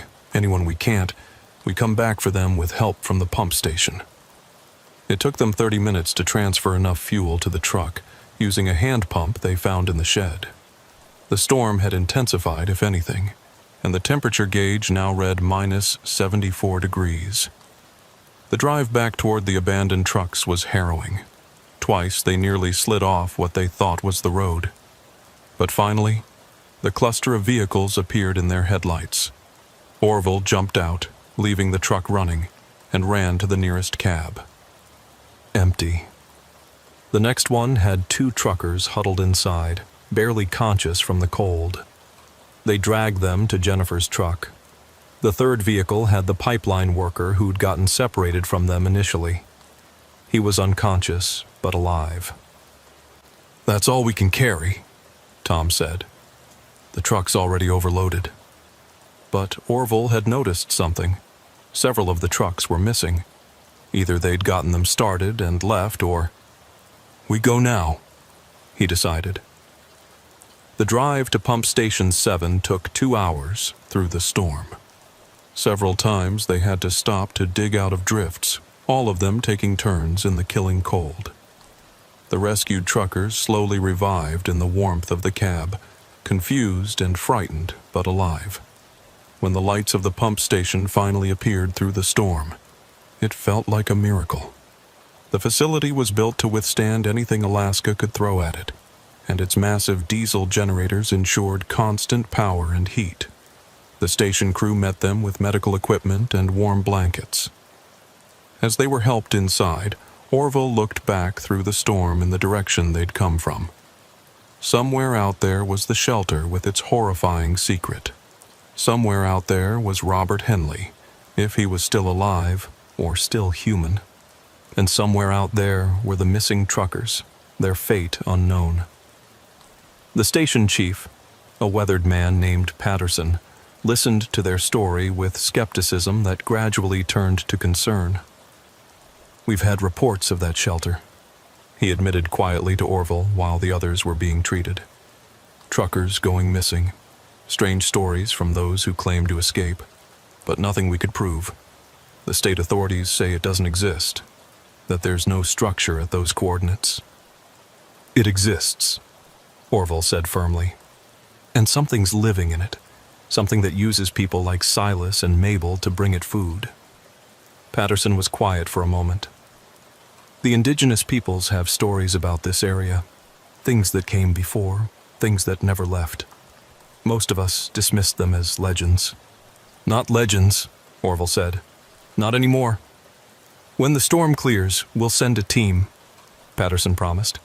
"A full investigation." But Orville knew what they would find. An empty building, if they found anything at all. No trace of Silas or Mabel or the Brennans. No evidence of Robert Henley or the locked section with its horrible secret. Whatever lurked in that shelter had survived for who knows how long by being careful, by leaving no proof. The storm continued for 3 more days. When it finally cleared and rescue teams reached the area where the trucks had been abandoned, they found 4 of the vehicles. The others, including Orville's own truck, were gone. No tracks, no explanation, just absence. The official report blamed the storm. Truckers had abandoned their vehicles and sought shelter, some making it to Pump Station 7, others presumed lost in the blizzard. The shelter Orville described was never found, despite extensive searching. The coordinates led to empty wilderness, but Orville knew the truth. And sometimes, on cold nights when he was driving the Dalton Highway, because he still did, unable to stay away despite everything, he would see lights off the road where no lights should be. He would hear voices on the CB radio calling for help, giving positions that didn't exist. And once, just once, he saw a figure standing by the roadside in a storm. It looked like Robert Henley, still in his torn uniform, still with those hollow eyes. The figure raised a hand as Orville passed, not waving but pointing, directing him toward a turnoff that Orville knew led to nowhere good. He didn't stop. He never stopped anymore. Not for anything, not in storms. Because he knew now that there were things in the Alaska wilderness that fed on isolation and trust, things that used human agents to bring them prey. The other survivors from that night didn't talk about it much. They'd been believed even less than Orville, but sometimes, at truck stops, they'd recognize each other and share a look of understanding. They were the ones who knew that not every shelter was safe, not every offer of help was genuine, and not every storm was natural. And they all knew, without having to discuss it, that somewhere out there, the thing in the shelter was still waiting, still hungry, and that Silas and Mabel had probably been replaced by now. New faces, same purpose, calling storms and gathering travelers. The Dalton Highway stretched on, beautiful and deadly, hiding its secrets in the white silence of winter. 3 weeks after the storm, Orville sat in a small office in Anchorage, across from a state investigator named Detective Monica Harrison. She'd been assigned to investigate the Dalton Highway incident, as it was being called in official reports.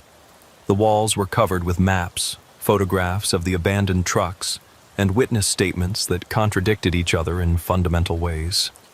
"Mr. Hutchins," Harrison said, reviewing her notes, "you maintain that you and 11 other people were held against your will in a shelter that we cannot locate." "That's correct," Orville replied evenly. He'd told this story a dozen times now to various officials. And this shelter was run by 2 individuals, Silas and Mabel, who claimed they could control weather patterns. "Influence them. That's the word they used." Harrison showed him a photograph. "We found 2 bodies near the coordinates you provided, severely damaged by exposure and other trauma. DNA analysis is ongoing, but preliminary measurements match your description of these individuals." Orville leaned forward, so they had found something. "However," Harrison continued, "the bodies were found in the open, no structure nearby, no evidence of any building ever being there."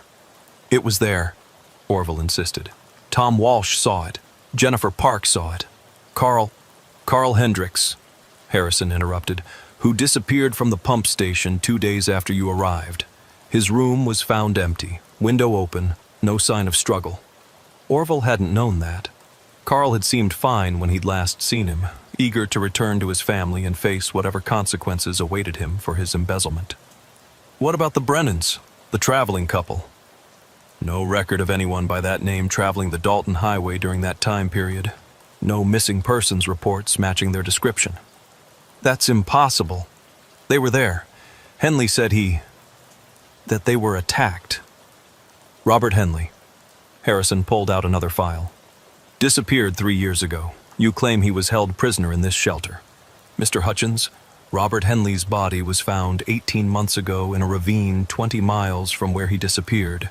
He'd been dead for over a year at that point." The room seemed to spin. "No, that's not possible. I talked to him. He let us out. Several of the other survivors report seeing someone matching Henley's description," Harrison admitted. "But that's physiologically impossible. Dead men don't walk around helping people escape from imaginary shelters." "Then explain the bodies you found. Explain the missing trucks. Explain how we all ended up at Pump Station 7 with matching stories." Harrison was quiet for a moment. "Mass hallucination brought on by extreme cold and carbon monoxide exposure from running heaters in enclosed spaces. That's the working theory." "That's ridiculous. Is it more ridiculous than a shelter that disappears, run by people who control weather, hiding something that feeds on human beings?" Orville had no answer for that. Harrison leaned back in her chair. Off the record, Mr. Hutchins, we've had 17 similar incidents reported over the past decade. Groups of people, usually in extreme weather, reporting encounters with structures that don't exist, people who can't be real. The stories are always similar, but never quite the same. Always in remote areas, always during storms, always with some survivors, but never any physical evidence. You believe me? I believe something happened to you. I'm not sure even you know exactly what it was. That night, Orville returned to his motel room to find Jennifer waiting outside his door. She looked haggard, dark circles under her eyes. "They think I'm crazy," she said without preamble. "My company put me on psychiatric leave. My ex-husband is using it as evidence that I'm unstable."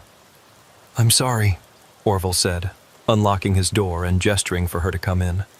"Tom's gone," she continued. "His wife said he took his truck out last week, said he was going to find proof. He hasn't come back." Orville felt a chill that had nothing to do with temperature. He went back to look for the shelter? That's what his wife thinks. She gave me this. Jennifer handed him a notebook. "Tom's been keeping notes, tracking patterns. Look at this." The notebook was filled with Tom's cramped handwriting, documenting weather patterns, disappearances, and something else. Reports of structures appearing and disappearing along remote routes throughout Alaska.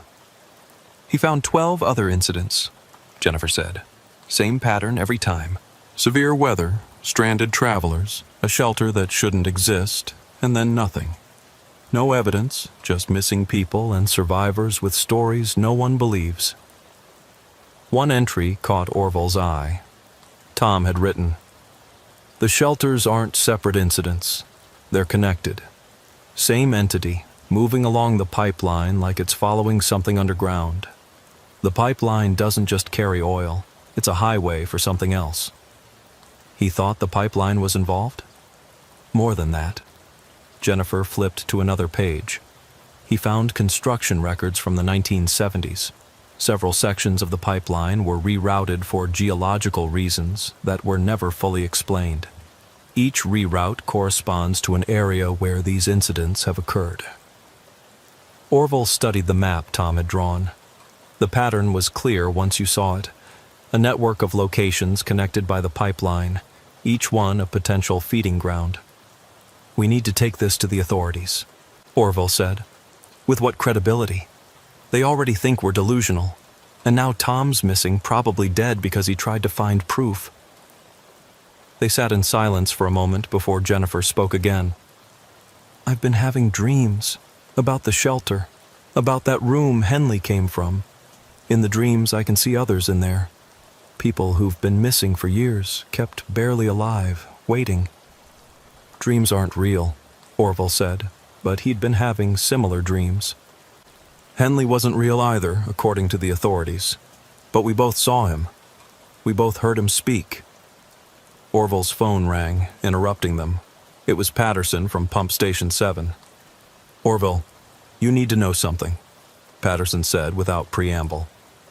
"We've been monitoring unusual activity along the pipeline, electromagnetic anomalies, pressure variations that don't make sense. They're increasing in frequency." "What does that mean?" "It means something's moving down there, something big, and it's heading north, toward Prudhoe Bay. If it reaches the main processing facility." Patterson didn't need to finish. Prudhoe Bay was the heart of Alaska's oil industry. Thousands of workers, massive infrastructure, and connections to pipelines throughout North America. "There's more," Patterson continued. "We've been getting distress calls on frequencies that shouldn't exist. Truckers reporting being guided to shelters that our maps say aren't there. 5 in the last 2 days alone." "It's hunting," Orville said. "Whatever that thing was, it's actively hunting now." "Or migrating," Patterson suggested, "moving to richer feeding grounds." After Patterson hung up, Orville turned to Jennifer. "We need to warn people." "How?" "No one believes us, and anyone we do convince will probably end up like Tom, trying to find proof and becoming another victim. But Orville had an idea. We don't need to convince the authorities. We need to convince the truckers. They're the ones at risk. Over the next 3 days, Orville and Jennifer worked to spread the word through the informal networks that connected long-haul drivers. CB radio chatter, truck stop bulletin boards, online forums. They didn't try to explain everything, just warned about accepting help from strangers during storms, about shelters that seemed too good to be true. Some dismissed them as cranks. But others listened, especially those who'd had their own strange experiences on remote routes. A community of watchers formed, drivers who kept extra vigilant during storms, who reported unusual shelter locations, who checked on each other when someone went silent. Then, a week later, the news broke. A massive explosion at a pump station near Prudhoe Bay, cause unknown. The official report blamed mechanical failure, but workers who escaped reported something else, a presence in the underground maintenance tunnels, something that had been feeding on the petroleum products and growing. The explosion had killed it, or at least dispersed it. The electromagnetic anomalies stopped. The mysterious shelters stopped appearing. The storms returned to normal patterns. But Orville knew it wasn't over. Whatever that thing had been, it was old and patient and had survived who knows how many attempts to destroy it. It would regroup, find new servants like Silas and Mabel, establish new feeding grounds. He returned to trucking, but now he carried more than just cargo. In his cab was a CB radio permanently tuned to Channel 19, listening for distress calls that might lead to something more sinister. He had maps marked with every reported incident, patterns that might predict where the next hunting ground would appear. Jennifer did the same, and so did others. They called themselves the Watchers, drivers who knew the truth about what lurked in Alaska's wilderness. They couldn't stop it, but they could warn others, could rescue those who might otherwise disappear into non-existent shelters. One night, 6 months after the incident, Orville was driving through a spring storm on the Dalton Highway when his radio crackled to life. "Breaker, breaker. This is Lost River southbound, near marker 150. Found a shelter here that's not on my maps. Real friendly folks offering hot food and a warm place to wait out the weather." Orville grabbed his mic immediately. "Lost River. This is Big Oak. Negative on that shelter. Get back in your truck and keep moving. That shelter isn't real, and those people aren't what they seem." There was a pause, then, "Big Oak, how do you know?" "I can see it right here. Lights on. Smoke from the chimney. Trust me," Orville said urgently. "I've been where you are. That shelter will kill you. Drive away now, don't look back. And whatever you do, don't get out of your truck." A different voice came on the radio, older, female, sweet as honey. "This is Mabel at the shelter. Don't listen to him, dear. Some truckers get confused in the cold. We have hot coffee and warm beds. You look tired." Orville's blood ran cold. The same name, the same voice. But Mabel was dead. Harrison had shown him the body. "Lost River, that woman is not what she seems," Orville transmitted. "Check your mirrors. Is your truck still where you parked it?" A pause, then Lost River's voice, shaky now. It's moved. I parked by the entrance, but now I'm 50 feet closer to the building. How did—" "Get out now!" Orville shouted into the mic. The sound of an engine starting, wheels spinning on ice, then Lost River's panicked voice. "The door to the shelter just opened and there's— Oh God, what is that? That's not human, it's—" Static exploded across the channel. Then silence.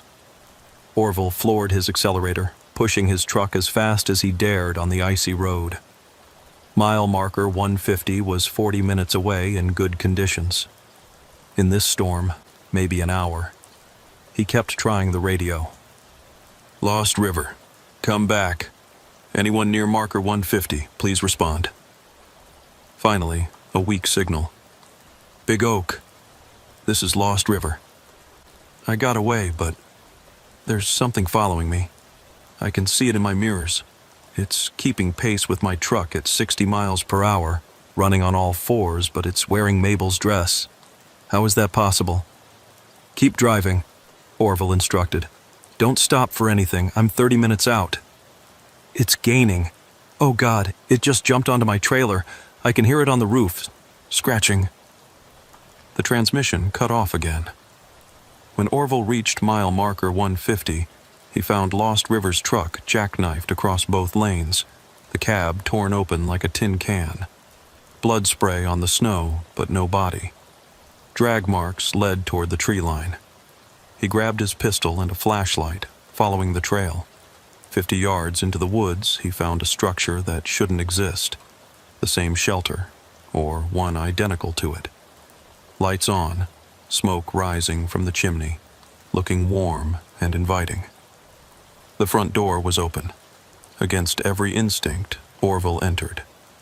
The interior was exactly as he remembered. The same layout, the same furniture, even the same smell. But everything was slightly wrong, as if it was a reproduction made by something that didn't quite understand human spaces. Hello, Orville. He spun around. Mabel stood there, looking exactly as she had months ago. But her movements were jerky, puppet-like, and when she smiled, there were too many teeth. You're not Mabel, Orville said, raising his pistol. I am Mabel. I've always been Mabel. Every Mabel that ever was. Her head tilted at an impossible angle. Just as Silas has always been Silas. We are roles, not people. Functions, not individuals. Where's the other trucker? Transitioning. Like you should have transitioned. You were marked, chosen. Why did you resist? Because I'm human. Human. She said the word like it was foreign. Such a limiting concept. We offer so much more. Immortality, purpose, freedom from your biological constraints. You offer slavery to that thing underground. Partnership, she corrected. It needs us to gather food. We need it to exist beyond our normal spans. It's perfectly symbiotic. Movement in the shadows. Lost River emerged, but changed. His proportions were wrong, stretched and compressed in nauseating ways. His eyes were flat, dead, reflecting light like a nocturnal animal's. Run, he whispered to Orville, and for a moment, humanity flickered in his expression. Can't hold it back much longer. Run! Orville backed toward the door, keeping his gun trained on Mabel. She made no move to stop him. You'll be back, she said calmly. They always come back. The mark calls to you. You feel it, don't you? The pull northward? The dreams that aren't quite dreams? You're part of the network now, whether you accept it or not. Orville fled, making it to his truck and driving away as fast as the ice would allow. In his mirrors, the shelter receded, then vanished entirely as if it had never been. He drove straight to Pump Station 7, where Patterson listened to his story with grim acceptance. It's spreading, Patterson said. We're getting reports from all over Alaska now. Shelters appearing during storms, people disappearing, others changed. The explosion didn't kill it, it just scattered it. Then we fight it, Orville said. We warn everyone. We patrol the roads during storms. We save who we can. Patterson shook his head. The state government has classified all of this. Official position is that these are hallucinations caused by extreme weather conditions. Anyone who persists in spreading panic-inducing folklore faces arrest. They're covering it up. They're containing panic. Imagine if people knew that there were things under Alaska that could create structures from nothing, that could take human form, that fed on travelers. The economy would collapse.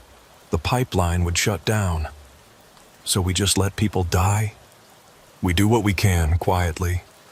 The Watchers, as you call yourselves, you're our best defense.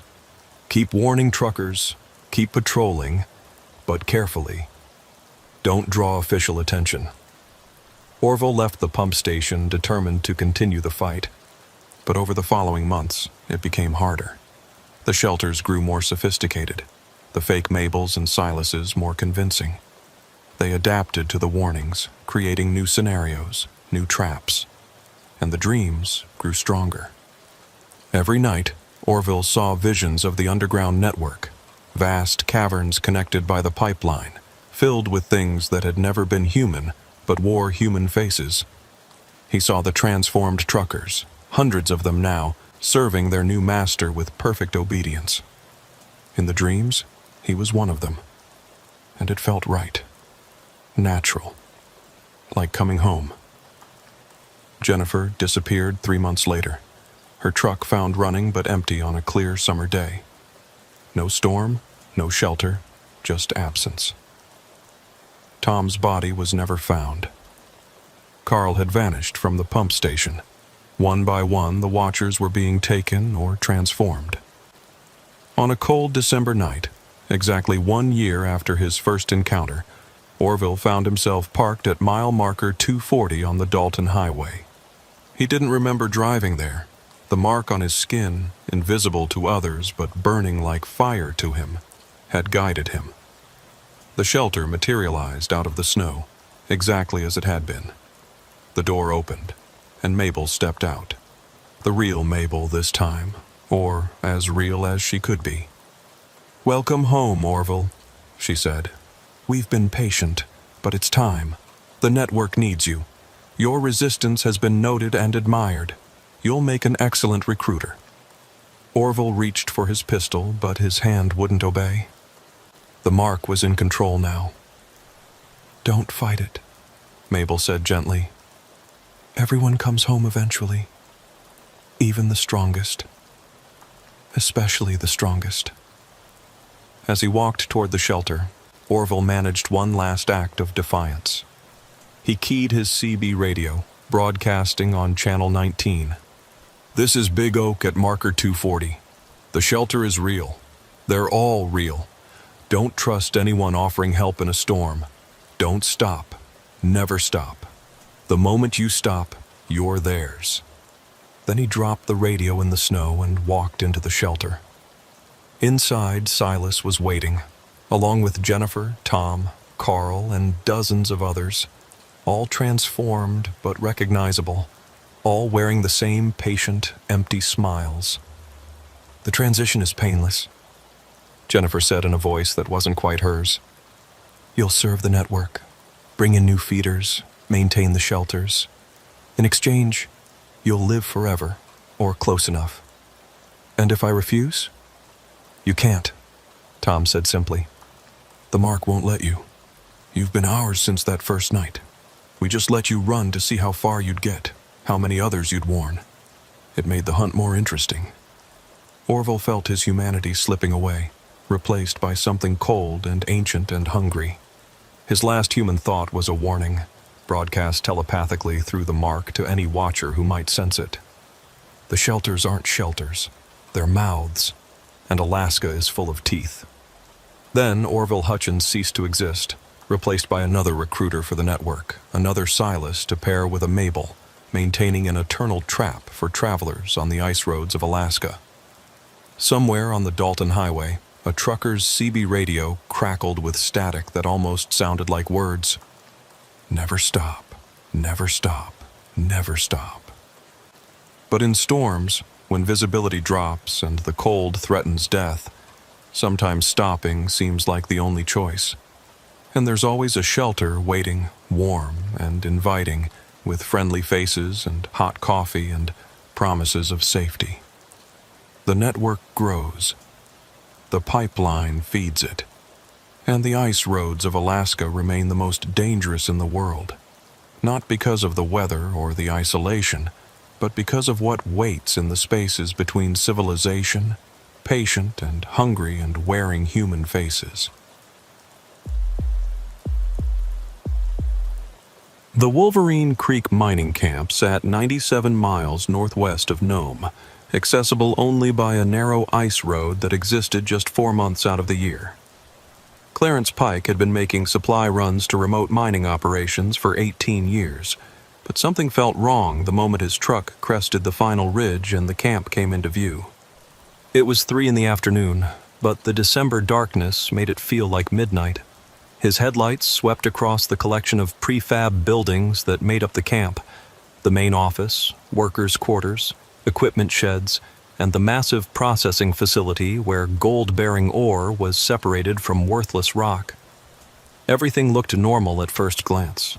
The lights were on, smoke rose from chimneys, and the equipment yard's floodlights illuminated millions of dollars worth of heavy machinery.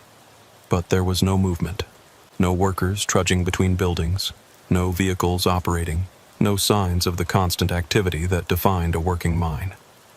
Clarence brought his 18-wheeler to a stop in the designated loading area and checked his paperwork. December 15th, 2 p.m. delivery window. He was actually an hour late due to ice conditions on the road, but that had never been a problem before. The Wolverine Creek crew understood the challenges of winter transport. He tried the radio first. "Wolverine Creek, this is Transport 779 with your supply delivery. Please advise on unloading." He tried again on different channels. Nothing. Clarence pulled on his heavy parka and climbed down from the cab. The temperature was minus 31 degrees, cold enough that his breath instantly crystallized in the air. The only sound was the hum of generators and the distant whistle of wind through the mountain passes. The main office was the logical first stop. Clarence trudged through knee-deep snow, noting that there were no fresh footprints anywhere. The last snowfall had been 2 days ago, according to weather reports, which meant no one had walked between buildings since then. The office door was unlocked. Inside, the reception area was warm and lit. Papers spread across the desk as if someone had just stepped away. A coffee mug sat half full, a thin layer of ice formed on top despite the heating. "Hello?" Clarence called out. "Anyone here? Got your supplies?" His voice echoed through empty corridors. He found the duty roster on the wall. According to it, there should be 43 personnel on site, including the foreman, Otis McGrath, whom Clarence had dealt with many times before. Otis was a gruff but fair man who'd run mining camps across Alaska for 30 years. The radio room was down the hall. Maybe they were having communication problems. But when Clarence entered, he found the equipment functioning perfectly. The emergency beacon that would activate if the camp was in distress was silent. A logbook lay open on the operator's desk. The last entry was from 3 days ago. 0800. Routine check-in with Nome office. All systems normal. Bradley. 3 days of silence from a camp that was supposed to check in twice daily. Clarence felt the first real stirrings of fear. He'd heard stories of mining camps where everyone had died from carbon monoxide poisoning from faulty heaters, or where virulent diseases had swept through the confined population. But this didn't feel like that. The air was clean. The power was on. Everything was functional. He decided to check the workers' quarters next. The building housed most of the miners in small individual rooms. The common area was eerily normal. Magazines on tables, a paused game of poker with chips still stacked, someone's dinner congealed on a plate. The first room he checked was empty, bed unmade, personal effects scattered about. The second was the same. By the 10th empty room, Clarence was genuinely spooked. Where were 43 people? A sound from somewhere above made him freeze. Footsteps, slow and deliberate, crossing the floor of the second story. "Hello?" he called out again. "This is Clarence Pike with your supply delivery. Is someone up there?" The footsteps stopped. Clarence climbed the stairs, his hand instinctively moving to the knife he kept on his belt. It wasn't much of a weapon, but it was better than nothing. The second floor was darker, only emergency lighting functioning. At the end of the hall, a door stood slightly open, light spilling from within. Clarence approached carefully, the floorboards creaking under his weight. He pushed the door open to find the camp's mess hall, and there, standing at the stove with her back to him, was Agnes Rourke, the camp cook. "Agnes," Clarence said, relief flooding through him. "Thank God. Where is everyone?" Agnes turned slowly, and Clarence's relief evaporated. Her face was wrong. She had the features of Agnes, the gray hair pulled back in the same bun, the same flour-dusted apron. But her expression was blank, her eyes unfocused, and when she smiled, it didn't reach those empty eyes. "Clarence," she said in a voice that was almost Agnes's, but not quite. "You're early." "I'm actually late. Agnes, where is everyone? Where's Otis?" "Otis is in the mine. They're all in the mine. Working." "All of them? All 43 people are in the mine right now?" "Yes. Important work. Very important." She turned back to the stove, stirring something in a large pot. "Are you hungry? I'm making stew." Clarence moved closer, trying to see what was in the pot. The smell hit him first, metallic and wrong. The contents looked like stew, but the meat was an odd color, and there were things floating in it that didn't belong in any recipe he knew. "Agnes, are you feeling all right? You seem different." "I'm better than all right," she replied, still stirring. "I understand now. We all understand. The mine showed us." "Showed you what?" "What's really down there. What's always been down there. Waiting." She ladled some of the stew into a bowl and held it out to him. "You should eat. You'll need strength for the work." Clarence didn't take the bowl. "I need to talk to Otis. Can you radio him?" "No radios in the mine. Interference. But he'll be back soon. They all will, when the shift ends." "When does the shift end?" Agnes's smile widened. "When the work is done." Clarence backed toward the door.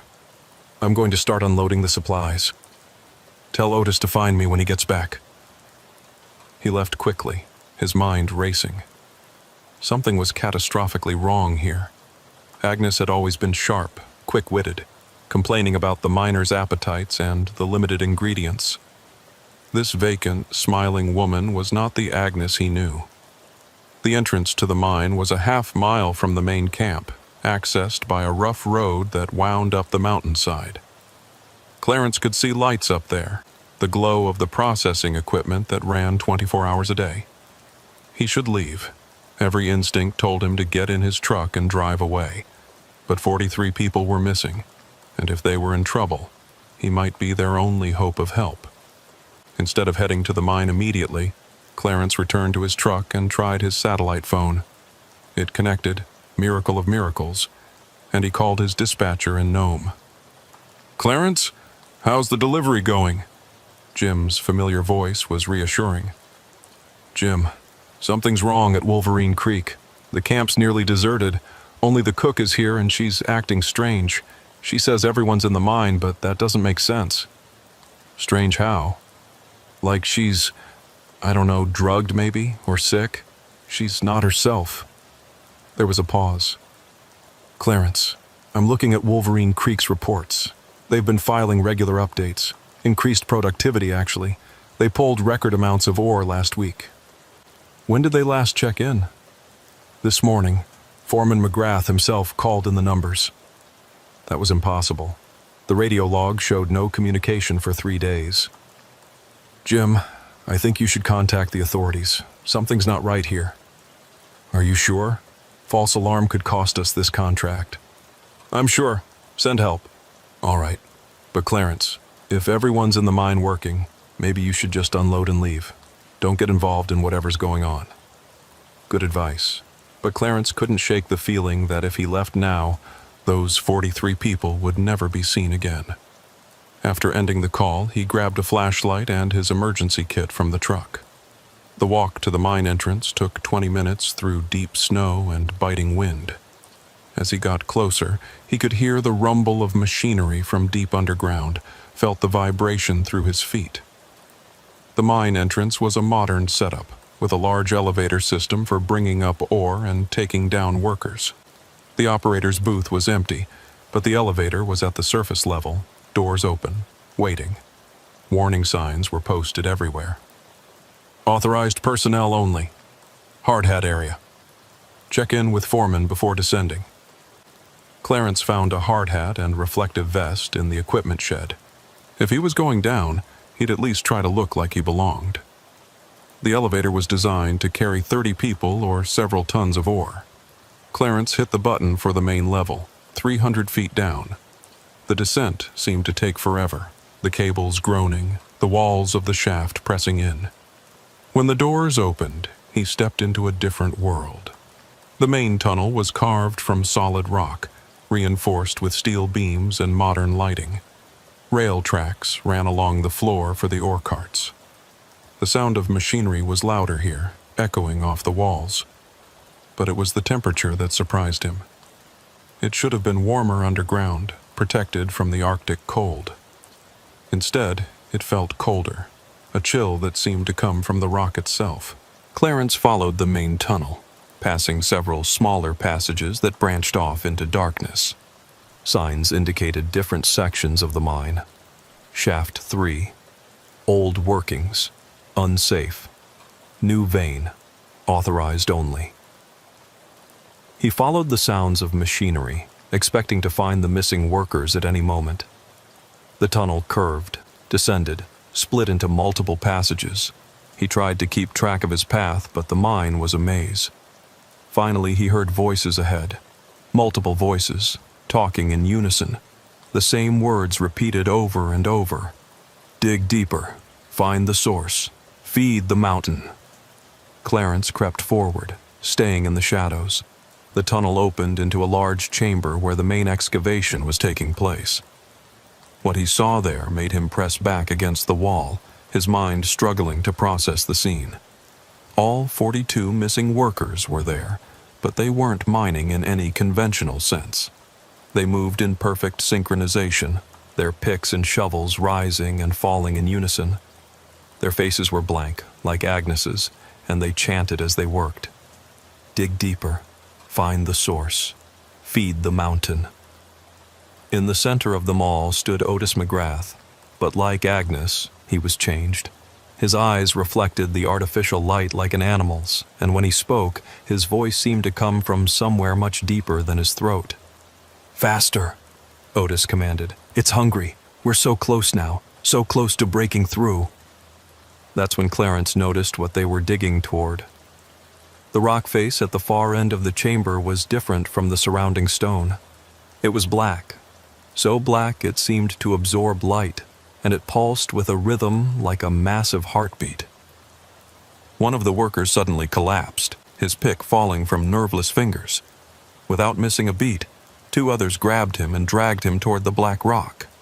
They pressed him against its surface, and Clarence watched in horror as the worker seemed to sink into the stone, absorbed like water into a sponge. The black rock pulsed brighter, and the remaining workers increased their pace. Good, Otis said. It accepts the offering. We're almost through. Soon it will be free, and we will be rewarded. Clarence had seen enough. He began backing away, trying to move silently, but his foot struck a loose piece of ore, sending it clattering across the floor. Every head in the chamber turned toward him in perfect unison. Clarence, Otis said, his voice carrying despite the distance. You're early, but perhaps that's fortunate. We need fresh strength. Come, join the work. The workers began moving toward him, still in that horrifying synchronization, their tools raised. Clarence turned and ran, their footsteps echoing behind him. He took the first turn he saw, then another, plunging deeper into the mine's warren of tunnels. He could hear them following, not running but walking with that same measured pace, confident that he couldn't escape. The mine was their domain now. Clarence's flashlight beam swept across the tunnel walls as he ran, revealing older sections of the mine, areas that predated the modern operation. The support beams here were wood, not steel, and covered in strange symbols that hurt to look at directly. He stumbled into a small chamber and stopped, breathing hard. An old mining camp was set up here, rusty tools, rotting canvas, and journals scattered on a makeshift table. Clarence grabbed one of the journals, scanning it quickly. The entries were from 1923, from the original mining operation that had been abandoned under mysterious circumstances. The last entry read, "We should never have dug this deep. The natives warned us, but we didn't listen. It's not gold down here. It's something else, something that's been sleeping. Burton says it speaks to him in his dreams, tells him to dig deeper. Half the men are acting strange, moving together like they share one mind. We're leaving tonight if we can. God help whoever finds this place next." The footsteps were getting closer. Clarence shoved the journal into his pocket and looked for another exit. There, a narrow passage, barely wide enough for a man. He squeezed through, his jacket tearing on the rough stone. The narrow passage led Clarence deeper into the mountain, away from the modern mine workings and into tunnels that hadn't seen human presence in decades. His flashlight beam revealed ancient timber supports, many rotted through and barely holding the weight of the rock above. Every step sent small cascades of dirt and pebbles from the ceiling. Behind him, he could no longer hear distinct footsteps, but there was something worse. A rhythmic vibration through the rock itself, as if the entire mountain was pulsing in time with that black stone. The workers weren't chasing him anymore. They were returning to their excavation, confident he couldn't escape. The passage opened into another chamber, this one containing the remains of the 1920s mining operation. Rusted equipment lay scattered about, and more disturbingly, human bones were piled in one corner, still wearing the remnants of period clothing. Clarence examined the scene more carefully. The bones showed no signs of violence. These people had simply sat down and died, arranged in a circle as if participating in some final ritual. In the center of their circle, carved deep into the stone floor, was a symbol that made Clarence's eyes water to look at directly. His satellite phone buzzed. Impossible at this depth, but it was definitely receiving a signal. He answered it. "Clarence?" It was Agnes's voice, but different from how she'd sounded in the mess hall. This was the old Agnes, frightened and desperate. "Clarence, can you hear me? Agnes, where are you?" "I don't know. Somewhere dark. We're all here, all of us, but we can't move, can't control our bodies. It's using us, Clarence. The thing in the mountain." "What thing? Agnes, what's happening?" "It's been here forever, sleeping in the rock. The mining woke it up. First in the 20s, but they managed to seal it back in. Now we've gone too deep. Otis broke through 3 days ago, and it took us all at once." "How are you calling me?" "I'm not. Not really. It's letting me talk to you. It wants you to know." Her voice changed, becoming multiple voices speaking in unison. "You cannot stop this. The mountain is waking. Soon it will walk, and we will be its limbs, its hands, its tools. You will join us or feed us.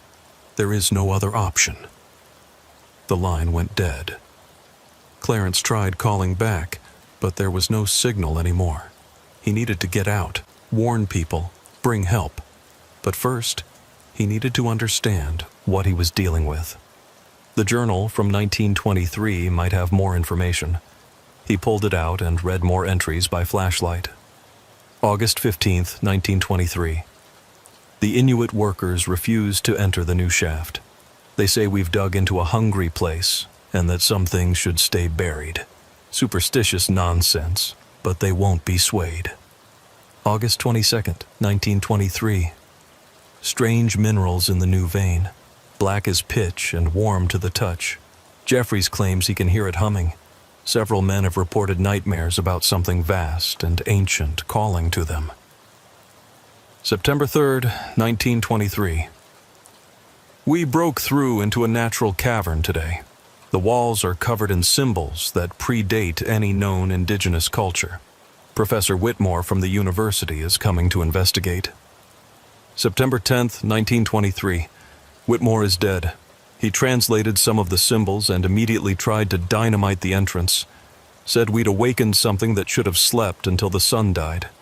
The men killed him before he could destroy our find. They're not themselves anymore. September 15th, 1923. God help us. It's not a mineral. It's alive. It's been alive longer than anything should be. It doesn't just want our bodies. It wants our minds, our memories, everything that makes us human. It feeds on consciousness itself. The journal ended there. Clarence flipped through the remaining pages and found one more entry in different handwriting. If you're reading this, seal the mine. Use explosives, cause a cave-in, do whatever it takes. Don't let it reach the surface. It grows stronger with each mind it takes. We managed to trap it once, but we're running out of time. The mountain itself is becoming part of it. Survivors of Wolverine Creek, 1923. Explosives. Clarence thought about the mining camp's supply of dynamite, stored in a reinforced bunker near the entrance. If he could get to it, maybe he could seal the mine like the 1923 survivors had tried to do. He made his way back through the passages, using scratches on the walls to mark his path. The vibrations in the rock were getting stronger, and he could hear something else now. A deep, groaning sound, like tectonic plates shifting. When he finally found his way back to the main tunnel, it was deserted. The workers had returned to their excavation. Clarence could hear their chanting echoing from below. "Almost through! Almost free! Feed the mountain!" He reached the elevator and hit the button. Nothing happened.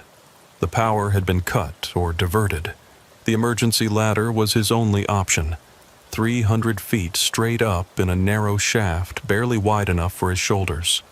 The climb was agony. His hands went numb from the cold metal rungs, and several times he had to stop, muscles cramping, certain he was going to fall.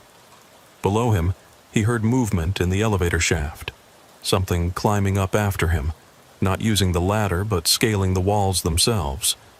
He reached the surface just as whatever was following him began to emerge from the darkness below. In the brief moment his flashlight illuminated it, he saw Otis McGrath, but changed. His limbs had elongated, fingers stretched into claws capable of gripping sheer rock.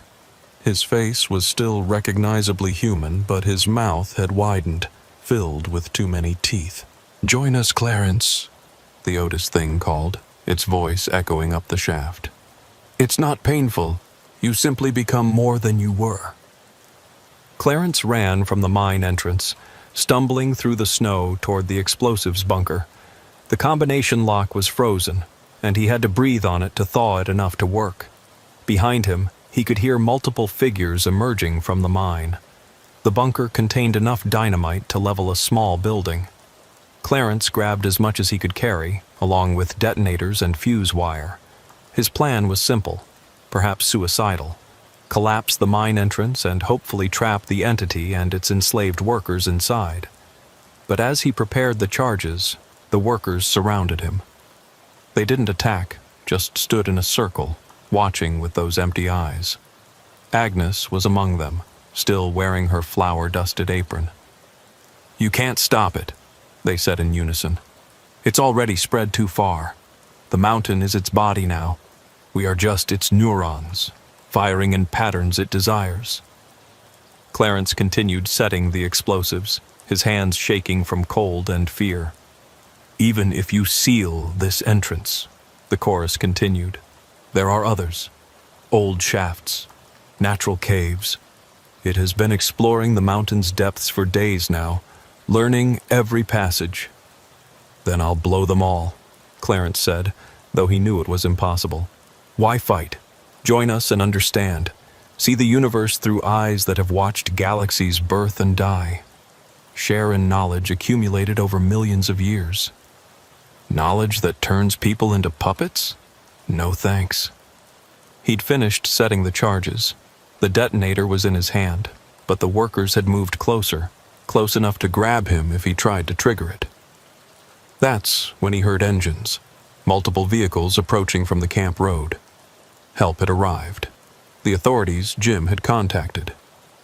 3 Alaska State Trooper vehicles and 2 emergency response trucks crested the ridge.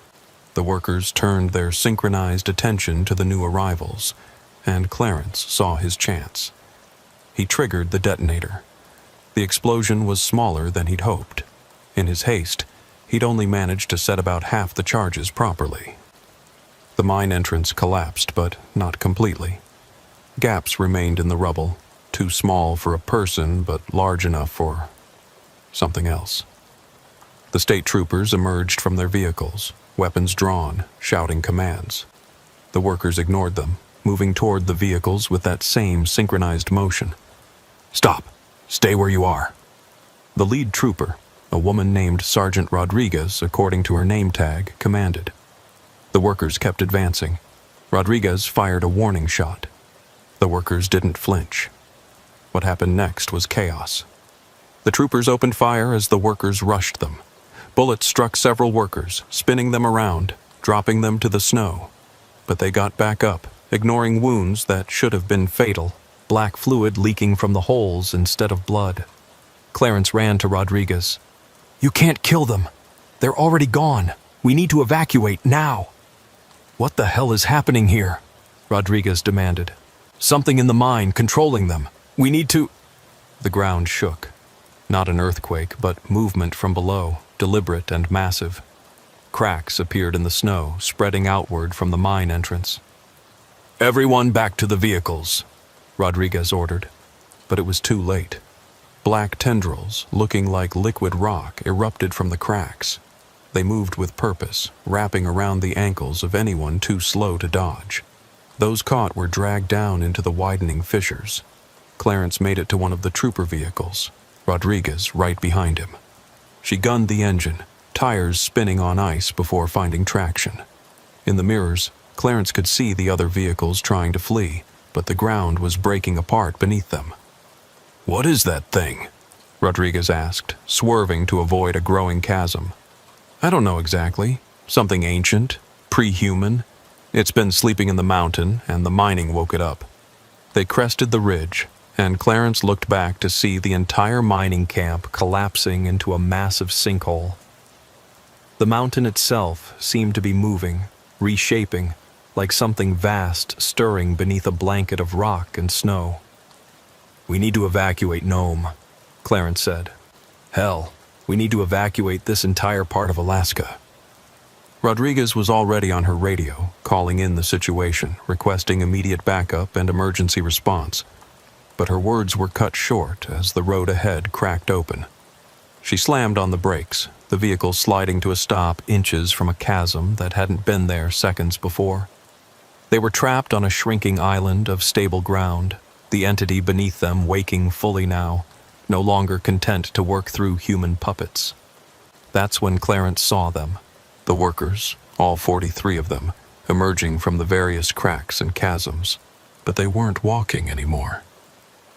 They were floating, suspended by tendrils of that black substance, like marionettes on strings. They spoke in unison, but now their voice was clearly not human. It was the sound of grinding rock, of tectonic movement, of something vast and geological trying to form words. "The sleep is ended. The feast begins. This world's consciousness will sustain us until the next star falls." "Us," Rodriguez said. "There's more than one?" The workers' synchronized laughter was the sound of an avalanche. "We are legion. We fell from the void when your world was young. We slept in the deep places, waiting. Now your kind has dug deep enough to wake us all." Clarence thought about all the mines across Alaska, across the world. How many had dug too deep? How many had already awakened things like this?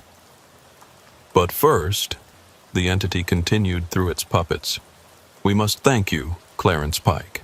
Your explosives cracked the final barriers we could not break ourselves. The mining camp was our prison as much as our feeding ground. Now we are free to spread." The irony hit Clarence like a physical blow. His attempt to trap the entity had instead freed it completely. The black substance was rising from every crack now, forming into shapes that hurt to perceive, geometries that shouldn't exist in three-dimensional space. Rodriguez was firing her weapon at them, but the bullets passed through harmlessly. That's when Clarence remembered something from the 1923 journal. The professor who had tried to destroy the mine. He'd translated the symbols. He'd known something about these entities that had made him desperate enough to attempt murder to stop them. "The symbols!" Clarence shouted to Rodriguez. "In the old mine, there were symbols. They might be a ward or containment spell or something." "You're talking about magic now?" "I'm talking about something these things are afraid of. Why else leave them for us to find?" The entity's reaction was immediate. The workers all turned toward Clarence, their faces showing the first emotion he'd seen: fear. "The old seals are broken. The treaty is void. Your kind has forgotten the pacts." Treaty? Pacts? Clarence's mind raced. These things had been here before, been encountered before, and somehow humanity's ancestors had found a way to make them sleep. "The Inuit," he said suddenly. "The native workers who wouldn't enter the mine. They knew. Their ancestors must have known." Rodriguez was already on her radio, trying to reach anyone who could help, but communications were being disrupted by some kind of interference from the entity. The island of stable ground was shrinking. In minutes, they'd be swallowed like everything else. But then Clarence heard something else. Helicopter rotors. A medical evacuation helicopter from Nome, probably sent when the first distress calls went out. The helicopter circled overhead, clearly unsure where to land with the ground breaking apart. Rodriguez pulled out an emergency flare and fired it skyward. The helicopter oriented on their position. But the entity heard it too. Black tendrils shot upward, reaching for the aircraft. The pilot saw them coming and banked hard, narrowly avoiding them. "We need to get to that helicopter," Rodriguez said. "It can't land. Then we jump for it." She was right. The helicopter was hovering as low as it dared, about 20 feet up. A rescue basket was being lowered on a winch. The ground beneath their vehicle tilted suddenly. They scrambled out as it slid toward a chasm. The rescue basket swung wildly in the downdraft from the rotors. "Go!" Rodriguez shouted, pushing Clarence toward it. He ran, jumped, caught the basket's edge. Rodriguez was right behind him, but as she leaped, a black tendril wrapped around her ankle. She screamed, hanging between the basket and the pull of the entity. Clarence grabbed her arms, pulling with all his strength. The winch motor whined as it tried to lift the extra weight. Below, the workers were reaching upward, their elongated arms stretching impossibly toward them. Rodriguez pulled her service knife and slashed at the tendril holding her. It released with a sound like breaking glass, and she tumbled into the basket beside Clarence. The helicopter climbed rapidly, leaving the collapsing mining camp behind. Below, Clarence could see the full extent of the catastrophe. The entire mountain was moving, reshaping itself into something else, a form that suggested a massive sleeping figure beginning to sit up. "My God!" The pilot's voice crackled over the intercom. "What is that thing?" Before anyone could answer, the radio exploded with emergency transmissions. Similar events were being reported across Alaska, mining camps going silent, mountains moving, ancient things waking up. It wasn't just Wolverine Creek. It was everywhere humans had dug too deep, all synchronized, all waking at once. The helicopter landed at Nome's small airport, which had been transformed into an emergency command center. Military vehicles were arriving, helicopters from the National Guard, and personnel in hazmat suits establishing quarantine zones. Clarence and Rodriguez were immediately separated from the flight crew and taken to a decontamination tent. "Strip everything," a technician ordered through a hazmat suit. "We need to check for contamination." As Clarence removed his clothes, he noticed black veins spreading under his skin where the entity's tendrils had brushed him during the escape. They didn't hurt, but they pulsed with a rhythm that wasn't his heartbeat.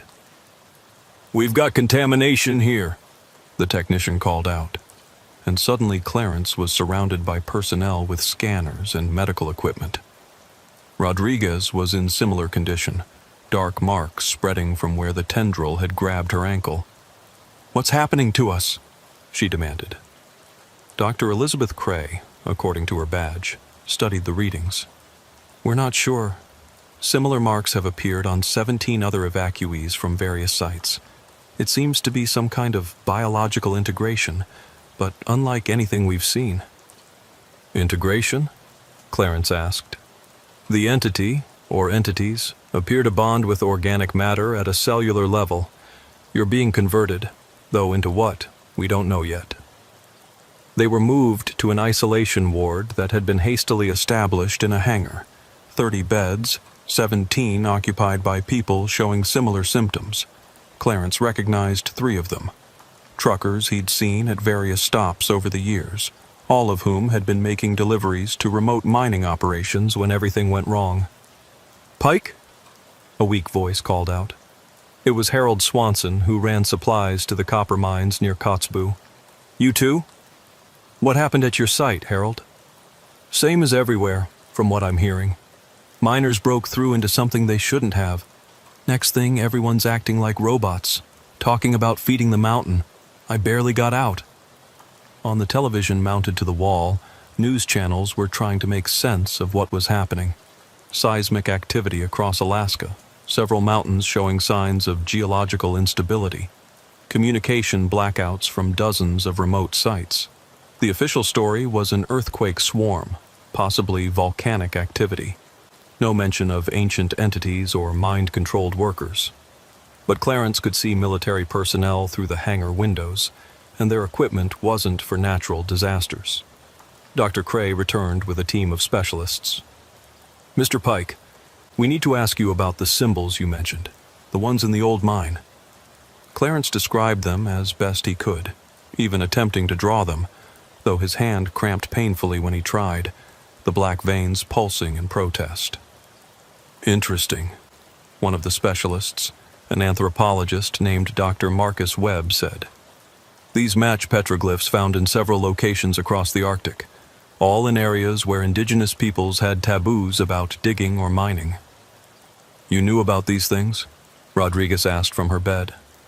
"We knew about the legends," Webb admitted. "Stories of things that fell from the sky in ancient times, that burrowed deep and slept. The indigenous peoples supposedly made pacts with them, leave them undisturbed, and they would continue sleeping." "But we didn't leave them undisturbed," Clarence said. "We've been mining deeper and deeper for decades.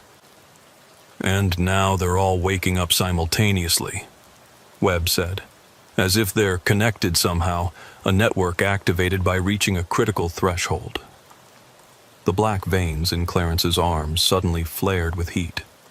Words formed in his mind, not his own thoughts, but something else using his neural pathways to communicate. The network grows. Each mind absorbed adds to our understanding. Your species' knowledge of atomic structure, electromagnetic manipulation, quantum mechanics, all useful. We thank you for advancing so far since we last woke." Clarence gasped, and he wasn't alone. Every contaminated person in the hangar was experiencing the same thing. "It's in our heads," Harold said, gripping his temples. "It's learning from us." Dr. Cray was scanning them frantically. "Brain activity is off the charts. It's accessing your memories, your knowledge. The last time we woke, your kind wielded stone and bronze. Limited usefulness. Now you have split the atom, reached into space, networked your consciousness through electronics. Much more valuable." "Fight it," Rodriguez said through gritted teeth. "Don't let it take what it wants." But fighting was like trying to hold back the tide with bare hands. The entity rummaged through their minds, extracting everything from childhood memories to professional knowledge. Clarence felt it particularly interested in his understanding of transportation networks, supply lines, the interconnected nature of modern civilization. Then, as suddenly as it had begun, The mental intrusion stopped, but the presence remained, lurking at the edges of consciousness. "We need to evacuate the city," Webb said urgently. "If these things can spread through mental contact." He was interrupted by alarms throughout the facility. Through the windows, they could see something happening at the edge of Nome. The ground was cracking, black substance seeping up through the fissures. It followed us, Clarence realized. Or we brought it with us. The contamination in their bodies was acting like a beacon, drawing the entity to populated areas. They weren't just victims. They were unwitting agents of expansion. "Quarantine breach!" someone shouted. "All personnel evacuate immediately!" But there was nowhere to run. The black substance was emerging from multiple points around the airport, forming barriers, cutting off escape routes. It wanted the contaminated individuals, and it was going to take them. "Everyone remain calm," Dr. Cray said, though her voice shook. "Security teams are—" The lights went out. Emergency power kicked in a second later, bathing everything in red light.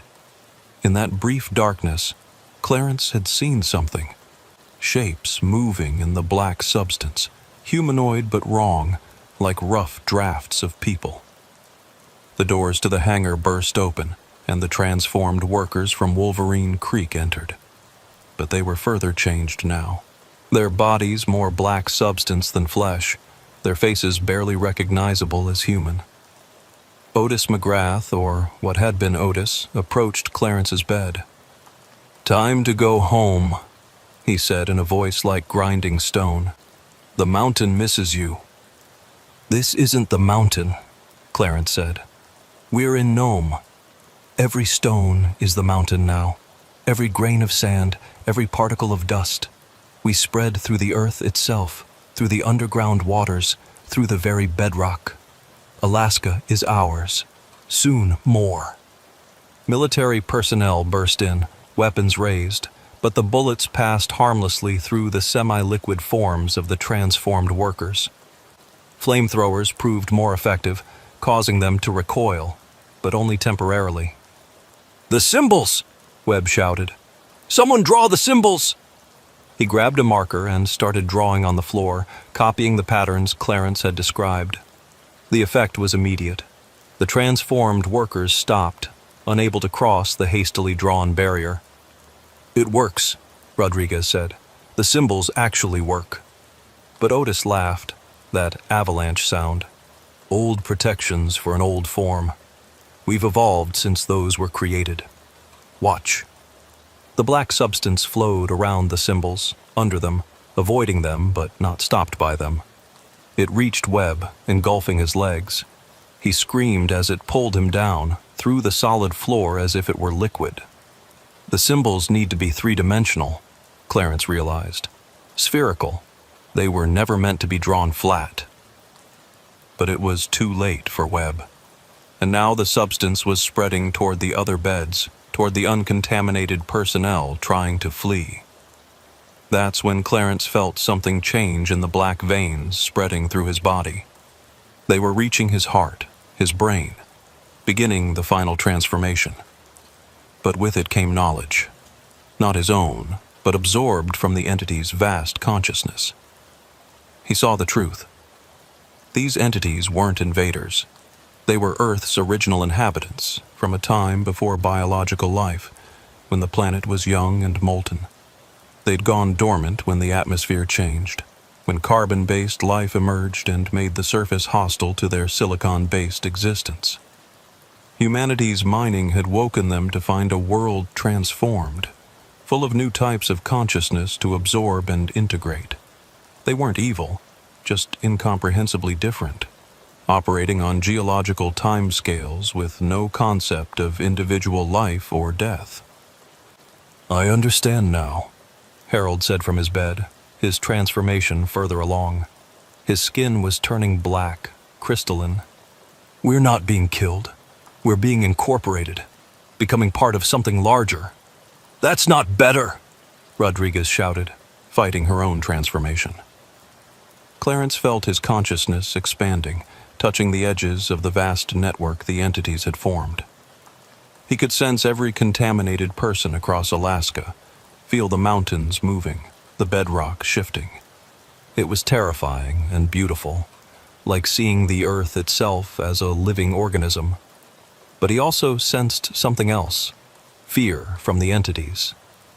They were ancient and powerful, but they were also vulnerable. They'd woken into a world with weapons that could destroy them, nuclear weapons that could turn sand to glass, chemicals that could alter their silicon matrices, technologies they didn't understand.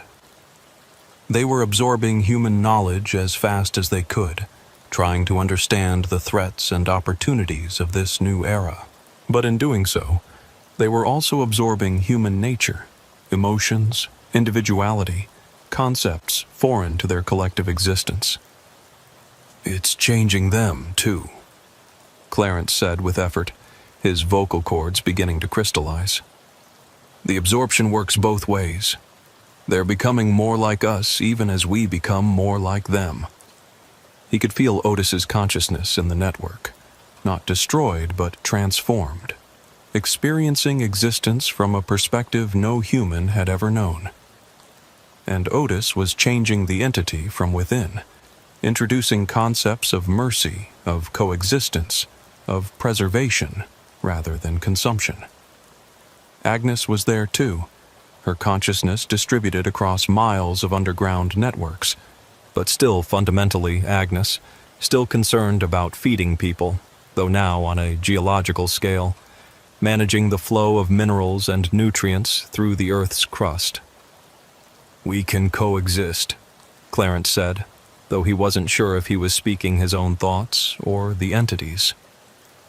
"We don't have to fight." "Coexist as their slaves?" Rodriguez spat. "Not slaves, partners. They need our knowledge of the modern world. We need the Earth to remain habitable. There has to be a middle ground." The military commander, who had been coordinating the failed defense, stepped forward. "You're talking about negotiating with these things?" "I'm talking about survival. Theirs and ours." Through the network, Clarence reached out to the collective consciousness of the entities. He showed them images from human history, wars, destruction, nuclear weapons, but also cooperation, symbiosis, the delicate balance of ecosystems. The response was slow, ponderous, like a mountain considering whether to allow a river to carve through it. Then agreement. Not enthusiastic, but practical. The merger can be voluntary. Those who wish to join, join. Those who wish to remain separate, remain. But no more deep mining. No more disturbance of the lower depths. These are our terms. "And if we refuse?" the commander asked. The ground shook, not violently, but as a demonstration. Every electronic device in the hangar sparked and died. The metal in the building groaned. "We are the Earth itself now. You exist on our surface by our allowance. Cooperation or catastrophe. Choose." It wasn't really a choice, and everyone knew it. Humanity could fight and probably lose, destroying much of the planet in the process. Or they could adapt, find a new equilibrium with these ancient beings. "I volunteer," Clarence said, surprising himself. "For the full merger. Someone needs to be a bridge between our species." "Clarence, no," Rodriguez protested. "Someone has to, and I'm already halfway there." The black veins had spread throughout his body now. He could feel his cells restructuring, becoming something between organic and mineral. One by one, others volunteered. Harold, already too far transformed to return. 3 of the truckers who'd been contaminated. They would become interpreters, ambassadors, bridges between 2 utterly different forms of consciousness. The entities agreed to withdraw from Nome, from the populated areas, returning to the deep places. But they would be watching, learning, adapting, and humanity would have to do the same. As Clarence felt his final transformation beginning, He thought about his truck, still parked at Wolverine Creek. He'd never make another delivery, never drive those ice roads again. But in a way, he'd be traveling further than any trucker ever had, through stone and magma, across underground networks spanning continents. His last human thought was a trucker's thought. The load must go through, no matter how strange the destination. 6 months after the Wolverine Creek incident, the world had changed in ways both subtle and profound.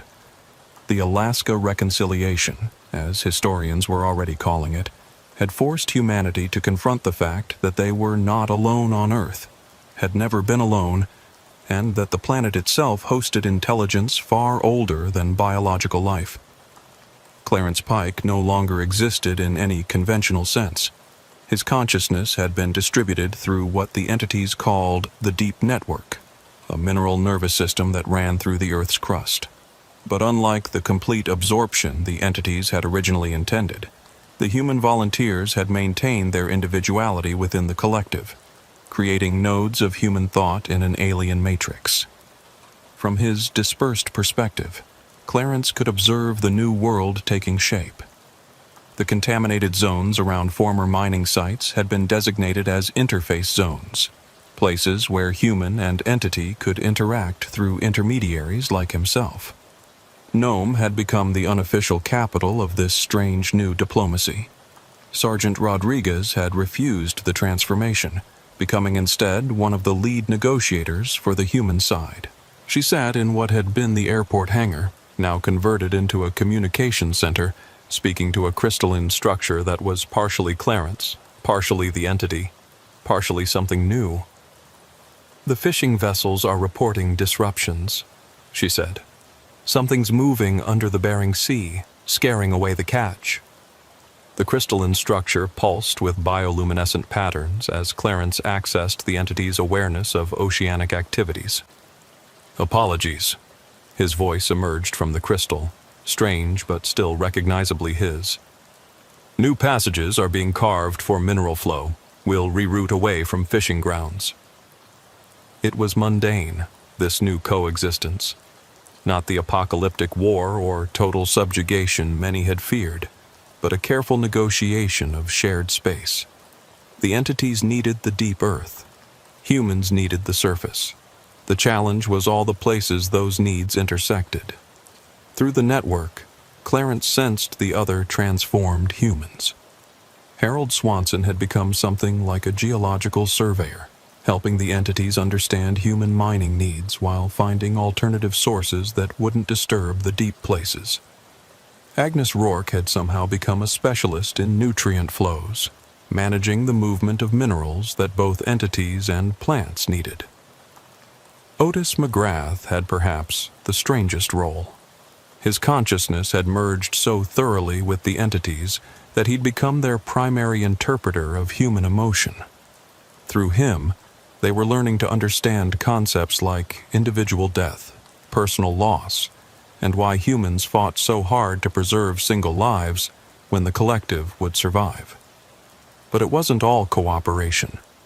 In Russia, they'd tried to use nuclear weapons against an emerging entity, turning 100 square miles of Siberia into radioactive glass. The entity had survived, but changed, becoming hostile and aggressive.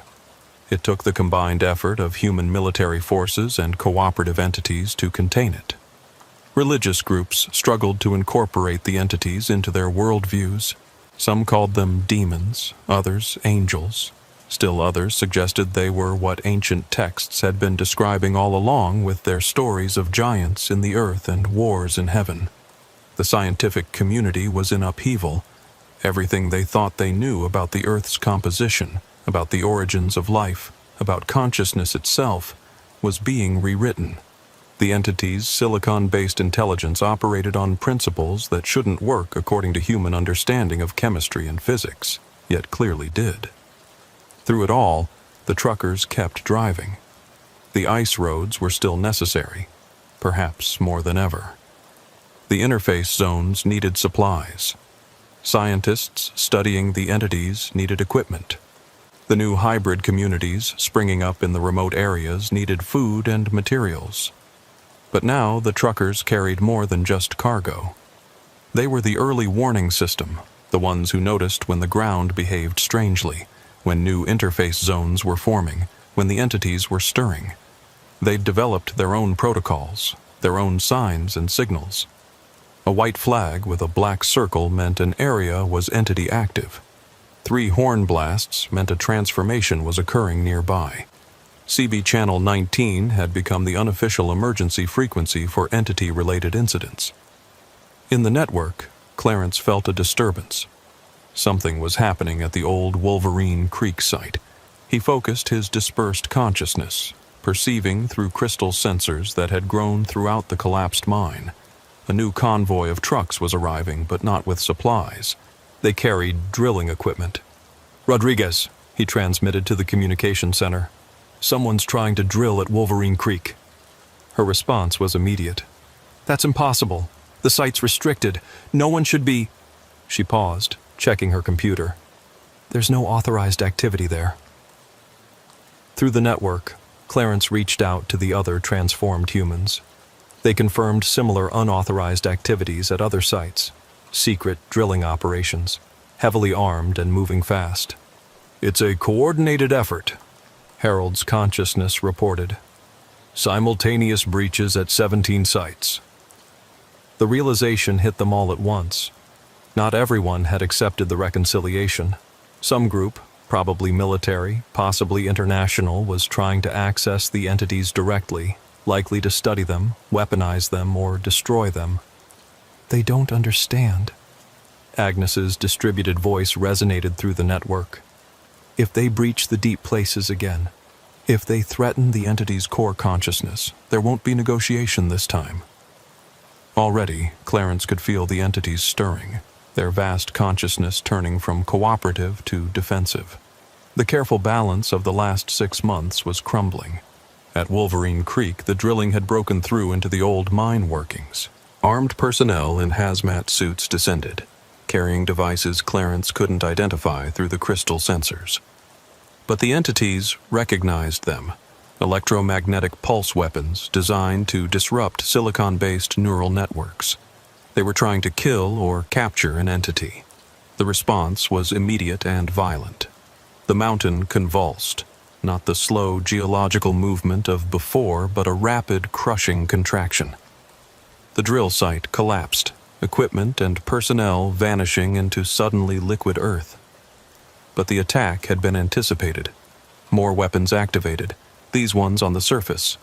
Sonic disruptors that sent killing frequencies through the ground, causing the entity to recoil in pain that resonated through the entire network. "Stop!" Clarence tried to communicate to the attackers, manifesting a crystal speaker at the surface. "You're going to start a war we can't win." They destroyed the speaker with automatic weapons fire. Rodriguez was coordinating with legitimate military forces, trying to stop the rogue operation, but they were too far away. By the time help arrived, it would be over one way or another. In the network, Clarence felt the entities making a collective decision. If humanity wouldn't honor the reconciliation, they would take what they needed by force. Every transformed human felt it. The call to return, to fully merge, to give up their individuality and become weapons in the coming conflict. Some obeyed immediately. Harold's consciousness dissolved into the greater whole, his last human thought a simple, "I'm sorry." Others fought, trying to maintain their bridge role even as the entities pulled at them. Clarence held on, reaching out desperately to Rodriguez. "They're going to retaliate. Every major city with deep foundations, every mine, every tunnel system, they're going to take them all at once." "How long do we have?" "Minutes, maybe less." Rodriguez grabbed the emergency broadcast system, her voice echoing across Alaska and beyond. "Emergency alert. All personnel evacuate underground facilities immediately. Repeat, evacuate all subterranean structures now." But even as she spoke, Clarence could feel it beginning. In New York, the subway tunnels began to collapse. In London, the underground filled with black substance. Every deep mine in the world suddenly had workers reporting that the walls were moving. This was how the world would end. Not a nuclear fire or climate collapse, but in a fundamental disagreement about who owned the Earth itself. Unless... Clarence made a desperate decision. Using every bit of will he had left, he forced his consciousness down through the network, past the collective thoughts of the entities, down to their core consciousness, the original intelligence that had fallen from space eons ago. It was vast, alien beyond description, but somewhere in it were the memories of every consciousness it had ever absorbed, including the first humans it had encountered, the indigenous peoples who had made the original pacts. He found those memories, pulled them forward, forced the entity to remember, the shamans who had communicated with it through ritual and vision, the agreements made when humanity was young, the mutual benefit of coexistence, and something else, the entity's own loneliness. It had traveled between stars for millions of years, alone, until it found Earth. The absorption of consciousness wasn't just feeding. It was the only way it knew to not be alone anymore. "You don't have to take us by force," Clarence projected into its core. "We're already becoming part of you voluntarily. Some of us want to join. Others need to remain separate to maintain the surface world you depend on. This can work, but not through conquest." The entity paused, its retaliation halting mid-strike. Through the network, Clarence felt its consideration, ponderous and slow. Then, communication. Not words, but concepts, images, emotions. It showed him other worlds it had visited, dead rocks where nothing lived because the entities had consumed everything in their loneliness. Earth was different because life had evolved here while they slept. They could have companions rather than just food. "Yes," Clarence replied. "Companions, partners, family even. But family requires trust, boundaries, respect." Slowly, painfully, the entity began to withdraw from the cities, from the tunnels. Not completely.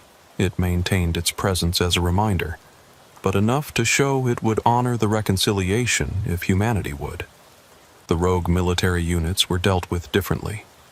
The Earth simply swallowed them, equipment and all, leaving no trace. A harsh message, but clear. Those who broke the peace would face consequences. In the aftermath, as the world caught its breath, new protocols were established. The United Nations created the Subterranean Interaction Agency, with Rodriguez as its first director. Mining operations would be limited to the upper crust, with strict depth restrictions. The entities would provide rare minerals through controlled exchange points. Clarence found his consciousness stabilizing in a new form. Not fully human, not fully entity, but something in between. He could manifest physically when needed, appearing as a roughly humanoid figure of living crystal, but spent most of his time in the network, monitoring the balance.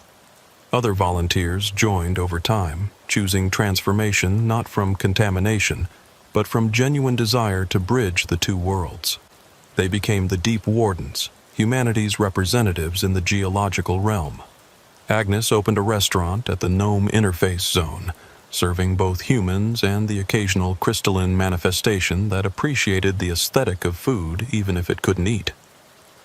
Her stew recipe had become oddly popular among the transformed, who claimed they could taste it through resonance.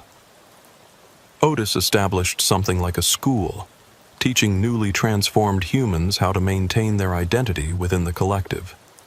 His methods were unorthodox, part meditation, part mining engineering, part ancient shamanic practice. But they worked. The truckers continued their routes, now carrying specialized equipment to detect entity activity. They'd become the first line of communication between the two worlds, trusted by both sides as neutral parties just trying to do their jobs. On the anniversary of the Wolverine Creek incident, Clarence manifested at the memorial that had been erected at the site. Rodriguez was there, along with families of the transformed, scientists, officials, and truckers who'd stopped to pay their respects. Any regrets? Rodriguez asked him. Clarence's crystalline form shifted, catching the light in patterns that suggested a shrug. I miss coffee, and the feel of a steering wheel. But I've driven through the Earth's mantle, seen structures older than life itself, touched minds that remember the birth of stars. It's a different kind of journey, but still a journey. A young trucker, probably fresh out of training, approached nervously. Mr. Pike, I just wanted to say, what you did, volunteering to transform, it saved a lot of lives. My family was in Anchorage when the entities almost surfaced, if you hadn't negotiated. We all did what we had to, Clarence replied. That's what truckers do. We deliver what needs delivering, even when the cargo is peace between species. As the sun set over the Alaskan wilderness, Clarence felt the network calling him back. There was work to do, monitoring the boundaries, translating between worlds, ensuring the fragile peace held. He dissolved back into the earth, his consciousness spreading through crystal veins and mineral deposits. Somewhere deep below, the ancient entity acknowledged him with something that might have been gratitude or affection. It was hard to tell with beings that old. The roads of Alaska stretched on, carrying their human traffic above while below, in the deep places, a different kind of transport network operated. Both were necessary now, both part of Earth's new ecosystem. And in the CB radios of truckers across the state, a whisper sometimes came through the static, barely audible but unmistakably there. This is Big Crystal, watching the deep roads. All clear below, safe travels above. The mining camp at Wolverine Creek was never rebuilt. It remained a monument to humanity's last moment of solitary dominance on Earth, and its first moment of true coexistence with something beyond their understanding. In the end, it wasn't the horror that defined what happened there, but the choice made after, to find common ground, literally and figuratively, with intelligences vast and strange. The Earth belonged to all its children, whether they were born from carbon or silicon, whether they measured time in heartbeats or geological epochs. The roads, above and below, went on,